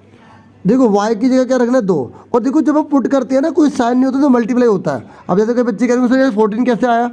तो 7 या कोई साइन तो मल्टीप्लाई, 7 2 14 होता है। अब y की जगह रखा 2, x की जगह रखना है 2 रखना है। क्या रखना है? 2 रखना है। तो देखो ये कितना हो गया? 2, और ये कितना हो गया? 4। तो 2 में से 4 के माइनस के 2, तो यहाँ पे तो 3 आ रहा है, ये भी गलत है। अब C देखिए, 8 y की जगह लिखना है 2 लिखना है, 6 x की जगह लिखना है 2 लिखना है। तभी तो मैंने 2 2 वाला लिया ताकि कन्फ्यूजन ज़्यादा ना रहे। 8 दूनी 16, 6 दूनी 12, 16 में से 12 का 4, तो देखिए 4 आ रहा है। आ रहा नहीं आ रहा 4? पर एक बात और सुनो, दूसरा भी चेक करना पड़ता है। अब इसी में दूसरा चेक करो, अगर दोनों का आंसर यस आ गया तब यस लिखेंगे। ठीक है, अब दोनों माइनस के, माइनस का 2 माइनस का 1, तो 8 की जगह 8 लिखा, y की जगह -1 दे रखा। देखो y की जगह -1 दे रखा है, ये आगे पीछे हो गए हैं, ये देखो। तो y की जगह y रखेंगे, y पहले दे रखा है, ये मत करना, y पहले दे रखा तो x के लिए रख दो। पहले वाला x होता है, दूसरे वाला y होता है। x वाला पहले होता है, y वाला बाद में होता है। तो y की जगह -1 रखना है, तो 8y की जगह माइनस का 1 रख दिया, 6x की जगह माइनस का 2 रख दिया। अब करो सोल्व, 8 1 जा 8 माइनस का माइनस माइनस प्लस हो जाएंगे, 2 माइनस है मल्टीप्लाई होकर प्लस हो जाता है ना, वेरी गुड। अब 6 2 जा कितना होगा 12 होगा। अब 12 में से 8 का कितना बचे 4, देखो इसमें भी 4 आ रहा है ना। दोनों पॉइंट सोल्व करने पर यह वेरीफाई हो रहा है राइट हैंड साइड, तो इसका सी आंसर करेक्ट है। इस तरीके से क्वेश्चन बच्चों कर रहे हैं, और अगर आपने हल्के में लिया ना फिर आप नहीं कर पाएंगे। तो खूब मेहनत कर लो, ईमानदार से करो, पहले खुद ट्राई करो फिर वीडियो देख लो, ऐसे कर लो। नहीं आता तो देखो, बार बार देखो, पेशेंस रखना पड़ेगा आपको। अब देखिए x इजिकल टू √5 + 2 दे रखा है, आपको पता लगाना है कि इसकी वैल्यू कितनी होगी। जब भी ऐसा कोई क्वेश्चन आ जाए रूट वाला, आपको उसका रेशनलाइज करना होता है, याद रखना। सुन रहे मेरी बात? हर का परिमेयकरण कितने क्वेश्चन आ गए, इसका मतलब ऐसा क्वेश्चन आना ही आना है। सुन रहे हैं ना मेरी बात डियर स्टूडेंट्स? अब देखो मैं करके दिखाता हूँ। देखिए 1 अपॉन में लेना आपको √5 + 2, इसका रेशनलाइज कर लीजिए। पहले बड़ी रकम है फिर छोटी रकम है, ये याद रखना, बड़ी रकम पहले छोटी रकम बाद में लेना, ठीक है। 5 - 2 कैसी वीडियो बना रहा हूँ आप बता सकते हैं कमेंट में।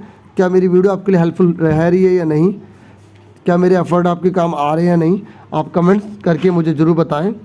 देखिए ऊपर के ऊपर मल्टीप्लाई, नीचे के नीचे मल्टीप्लाई करनी है, ठीक है। देखो यहाँ नीचे अब तक तो आपको रट गया होगा कि नीचे हमेशा कौन सा फॉर्मूला लगता है, a² - b² लगता है। यस या नो? लगता है जी, लगता है। क्यों नहीं लगता? हमें आ गया ना आपको, ठीक है। अब देखिए, ठीक है, तो ऐसी उम्मीद है कि कुछ स्टूडेंट कह रहे होंगे, इसलिए मैंने उनकी बात अपने मुंह से कह दी। ठीक है, √5 के ऊपर स्क्वायर लगा हुआ है, √5 में स्क्वायर का तो रूट से स्क्वायर कट गया, 5 बचा। तो 2 2 जा कितना होता है 4 होता है, 2 2 जा कितना होता है 4 होता है। तो ऊपर क्या है √5 - 2, नीचे क्या आ गया 5 में से 4 के 1 आ गया, यानी कि इसका आंसर जो है हमारा √5 - 2 आया। याद रखना इस आंसर को, क्योंकि अब मैं इसे हटा रहा हूँ, ठीक है। अब देखो हमें क्वेश्चन में क्या था, ये था, यही था ना। तो हमें बोला ये निकालना है, तो पुट कर देंगे। x की वैल्यू कितनी है जी, ये जी, हाँ जी दे रखी है जी, √5 + 2 दे रखी है जी, -1 में x की वैल्यू कितनी निकाली है, क्योंकि मैंने उल्टा लिया था ना, कितनी निकाली है √5 - 2 निकाली है जी, पुट कर दिया। अब सोल्व कर दो, ये प्लस का √5 है ना, माइनस का √5 हो जाएगा, माइनस का 2 है ना, प्लस का हो जाएगा। तो √5 से √5 कट गया, 2 कितना हो गया 4 आ गया, ठीक है। देखो एक बार दोबारा बता देता हूँ, हमें x दे रखा था, √5 + 2 दे रखा था। मैंने क्या करा, इसको उल्टा कर लिया, क्योंकि ऐसा क्वेश्चन उल्टा करना होता है। फिर मैंने इसको सोल्व करा, तो 1/x की वैल्यू कितनी आ गई, √5 - 2 आ गई।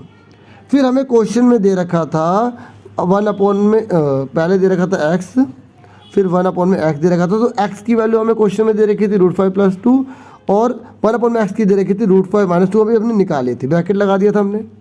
फिर हमने क्या करता है, इसको खोल दिया था, माइनस माइनस प्लस हो गए थे, तो √5 से √5 कट गया था, 2 और 2 कितने आ गए थे 4 आ गए थे।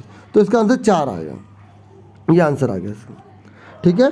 और टेलीग्राम चैनल है, उसमें मैं इस पूरे पीडीएफ को डाल दूंगा, ठीक है, और डाल दिया ही होगा, आप देख सकते हैं ऊपर करके, अगर आपको नीचे नहीं दिखाई दे रहा। बाकी आंसर किए वो भी मेरे पास है, वो भी आप आराम से देख सकते हैं यहाँ से, ठीक है।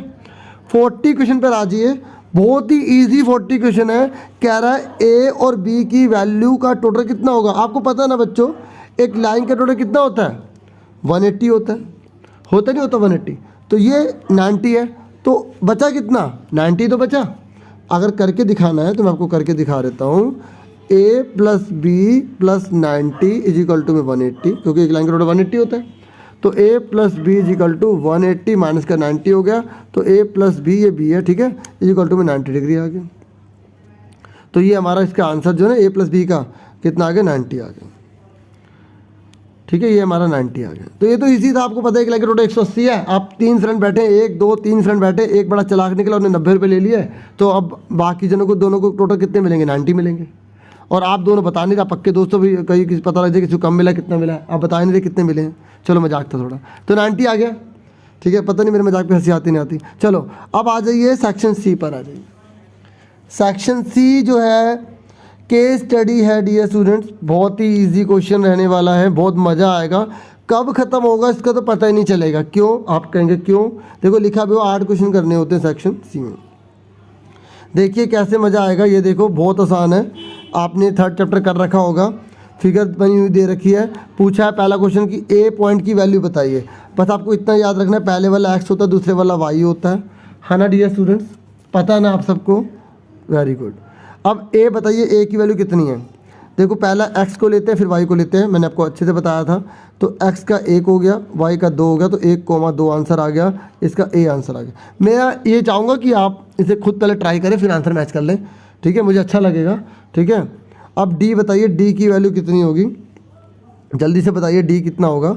अगर आप साथ के आंसर अपने बिना देखे बता रहे तब भी मुझे अच्छा ही लगेगा, ठीक है? आप कमेंट बता सकते हैं कि सर मैंने अपने बताए थे, अगर आपके पास टाइम हो बताने का। तो देखो जब किसी लाइन पर पॉइंट होता है ना, तो जिस लाइन पर पॉइंट है उसकी वैल्यू की दूसरा वाला 0 माना जाता है। माना क्या जाता होता ही है। तो डी की वैल्यू जो है पॉइंट पर है, तो ये डी जो है वो किस पर? एक्स पर है ना। तो एक्स का 5 हो गया, वाई 0 होगा। तो क्योंकि एक्स पहले लिखते हैं वाई बाद में लिखते हैं, तो 5,0 आंसर आएगा, ठीक है? तो 5,0 आ गया, ठीक है? उसके एफ वाला बोला है और 43 बोला है, एफ की वैल्यू बताइए। तो एफ की वैल्यू कितनी है?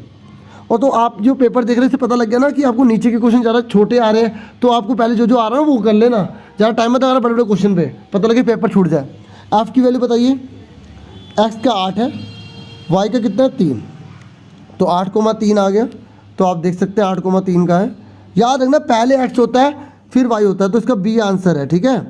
और डी वाले का सी था, ठीक है? चलो अब फटाफट बताइए, कह रहा है पार्क का क्षेत्रफल निकालिए। तो ऊपर मैंने पढ़ा नहीं था कि पार्क जो है वो ABC है, और ठीक है, और जो DEFG है वो पार्किंग है। हिंदी में भी पढ़ सकते हैं डियर स्टूडेंट्स, इतना तो आप कोऑपरेट करेंगे ही। तो पार्क जो है ना वो ये है ट्राइंगल, तो इसका एरिया निकालना है। तो हमेशा जब भी फिगर में ट्राइंगल का, पैरेललोग्राम का, किसी का भी एरिया निकालने के लिए बोल रहा है, तो आपको गिनना है कि एक्स का कितना हिस्सा है, लेंथ कितनी है, वाई की कितनी है, और ट्राइंगल का फॉर्मूला लगा देना है। ट्राइंगल का जब भी इसमें आएगा तो फॉर्मूला ये लगेगा 1/2 बेस इंटू हाइट।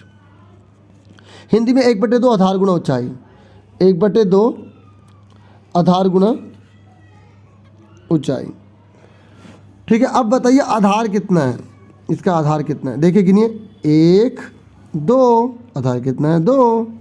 अब कितना इसका हाइट कितनी है? 1, 2, इसकी हाइट कितनी है? 2।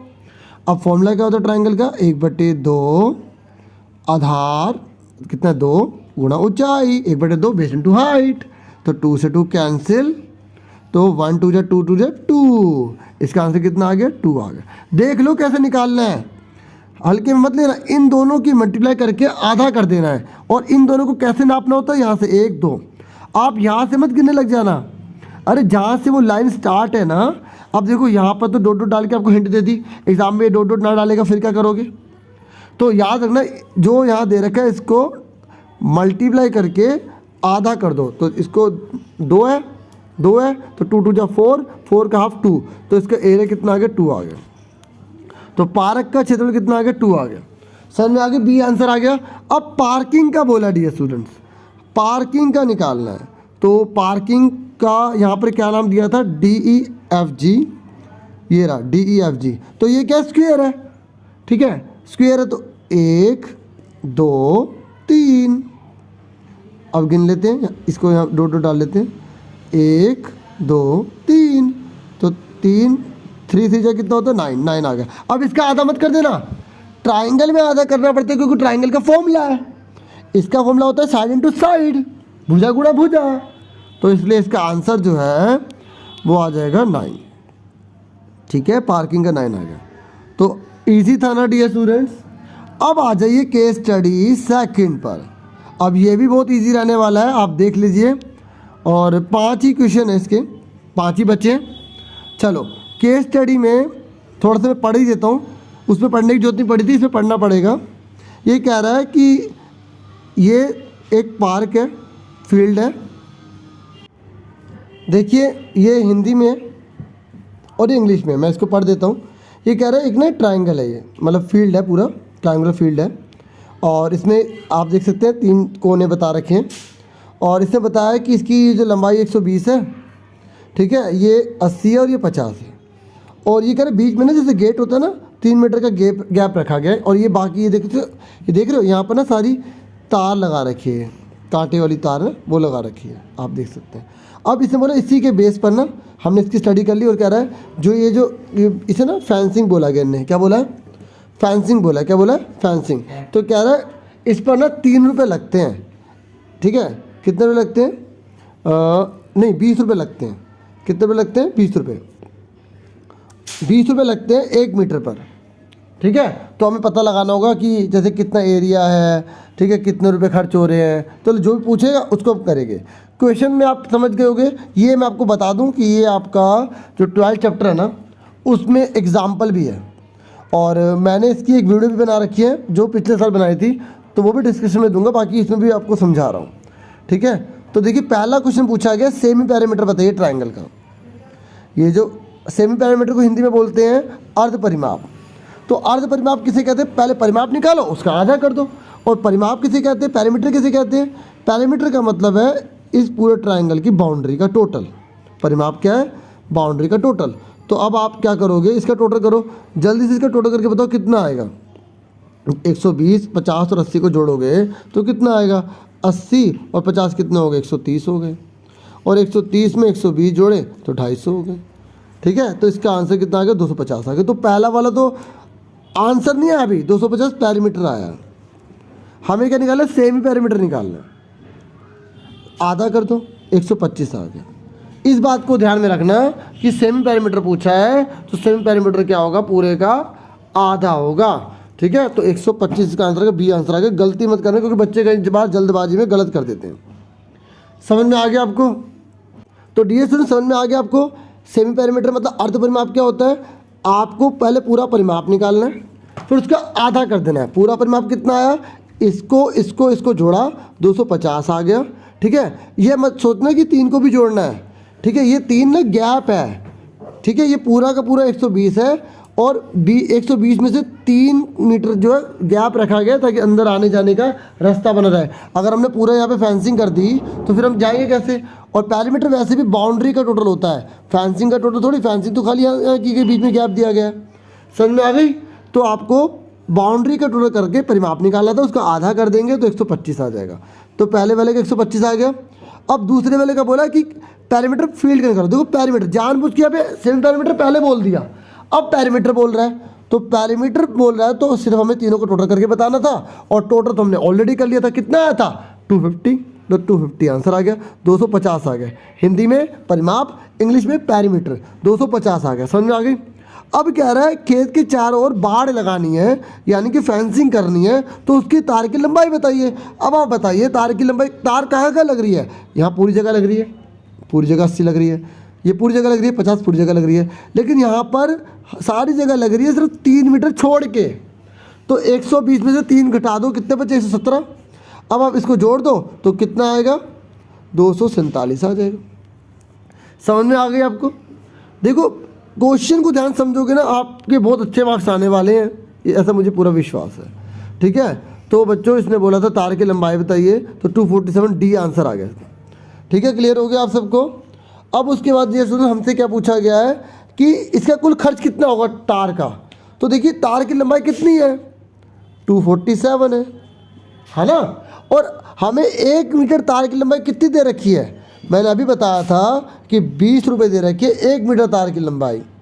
तो हम क्या करेंगे डियर स्टूडेंट्स, 247 को 20 से मल्टीप्लाई कर देंगे, ठीक है। तो 0 0 0, वैसे 0 लिखने की जरूरत है, पीछे लगा दिया जाता है, अब मैंने लिख दिया तो कोई बात नहीं। 2 7 से 14, 1 कैरी, 2 4 से 8 9 हो जाएगा, 2 2 से 4 हो जाएगा, तो 4940, ठीक है। यहाँ स्पेस कम पड़ा तो इसलिए लिखा नहीं जा रहा, मैंने बोल दिया लेकिन 4940। अब देखो कौन सा आंसर है, 4940 ये रहा। समझ में आ गई आपको। अब आ जाइए 50 क्वेश्चन पर, ठीक है, जो आज का लास्ट क्वेश्चन है। ये कह रहा है इसका एरिया निकालिए, इस पूरे फील्ड का एरिया निकालिए कितना होगा।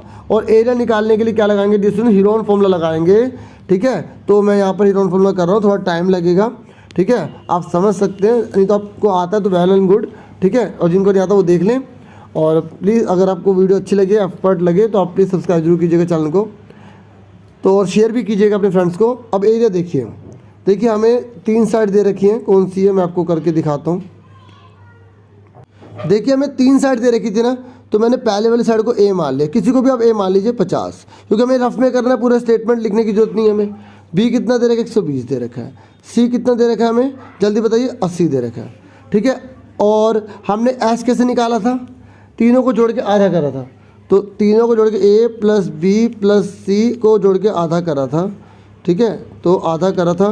तो ए कितना है 50, बी कितना है 120 और सी कितना है हमारा 80, और तीनों को जोड़ के आधा कर दो तो आपको पता है कितना आया था, 250 आया था, ठीक है। तो 250 का आधा कितना निकाला था हमने, ठीक है। अगर ये क्वेश्चन पहले दे रहे थे तो बाकी क्वेश्चन आंसर अपने आप हो जाते, हाँ या ना, तो इसने आगे पीछे दिया ना, तो कोई बात नहीं, हम करेंगे। तो हमारा कितना आ गया, 250 का आधा कितना आ गया, 125 आ गया। हमने अभी 125 निकाल भी लिया था ना। अब हमें एरिया निकालना है, क्या निकालना है, एरिया निकालना है। तो एरिया का फॉर्मूला क्या होता है, मैं आपको करके दिखाता हूँ। पहले एस निकालना आपको आ गया, एस निकालना आ गया ना, उसके एस मैंने पहले भी आपको बता दिया था, ठीक है। सेमी पैरामीटर को बोलते हैं, हिंदी में अर्ध परिमाप बोलते हैं। अब हम क्या निकालेंगे, एरिया निकालेंगे। तो एरिया का मैं खाली ए लिख देता हूँ। तो एरिया का फॉर्मूला क्या होता है, ये होता है S minus A, S minus B, S minus C होता है। तो एस कितना है हमारा 125 है, ठीक है। फिर 125 माइनस ए कितना दे रखा है हमें, ए जो है हमारा हमने क्या माना था, 50 माना था। फिर एस कितना 125 और बी हमने कितना माना था, 120 माना था, ठीक है। फिर 125 में से क्या घटा देंगे, लास्ट में 80, ठीक है। स्टार्टिंग समझ नहीं आ रही तो बोल रहा हूँ, 125 माइनस 50, 125 माइनस 120, 125 माइनस 80, ये फॉर्मूला देख लीजिए, 4 जने 1 2 3 4, ठीक है। आप फटाफट सॉल्व कीजिए, 125 आ गया, ब्रैकेट लगाने ये तो कोई से मल्टीप्लाई होगा। अब 125 में से 50 गए, कितने बचे, 75 बचे। 120 में से 125 में से 120 गए, 5 बचे। फिर 125 में से 80 गए, 45 बचे, ठीक है। अब इसके बाद इसके हम प्राइम फैक्टर करेंगे, इस पूरे का क्या करेंगे, प्राइम फैक्टर करेंगे। आपको एलसीएम लेना आता होगा, 125 का एलसीएम लेंगे तो 5 5 25 5 125, इस तरीके से मैं सीधा बता रहा हूँ क्या आएगा, सॉल्व करेंगे तो 125 का क्या होगा, 5 गुणा में 5 गुणा में 5। ऐसे 75 का क्या आएगा, 75 को करोगे तो 5 में 25 से 75 होता है, 5 5 जो 25, 3 जो 25 होता है। ऐसे 5 को तो 5 उतार देंगे। 45 का क्या होता है, 9 5 45 होता है, 3 3 जो 9 मल्टीप्लाई में 5। अब यहाँ स्पेस कम पड़ गया, चलो लिख दिया, ठीक है। अब देखो 2 में से एक बाहर निकलता है, कितने बाहर निकलते हैं, 2 में से एक बाहर, तो इन 2 में से एक 5 बाहर आ जाएगा, इन 2 में से एक 5 बाहर आ जाएगा, ठीक है। और कलर चेंज करके बताता हूँ, इन 2 5 में से एक 5 बाहर आ जाएगा, इन 2 3 में से एक जो है इन 2 3 में से एक 3 बाहर आ जाएगा। और देखो अब बचा क्या हमारा, यहाँ पर एक 3 बचा और ये 5 बचा, तो ये दोनों अंदर रहेंगे। सबको पता है ना 2 में से एक बाहर निकलते हैं, तो इसको मैं हटा लेता हूँ। तो हमारा 2 में से एक 5 बाहर आ गया, 2 में से एक 5 बाहर आ गया, 2 में से, ठीक है, एक 5 हमारा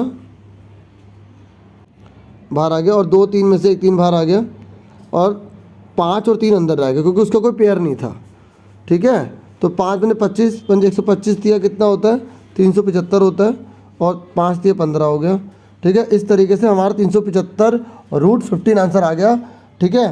तो अब आंसर हमारा आ गया, तो ये मीटर में तो मीटर स्क्वायर लिख देंगे, ठीक है। इस तरीके से 375√15 हमारा ये आंसर आ गया।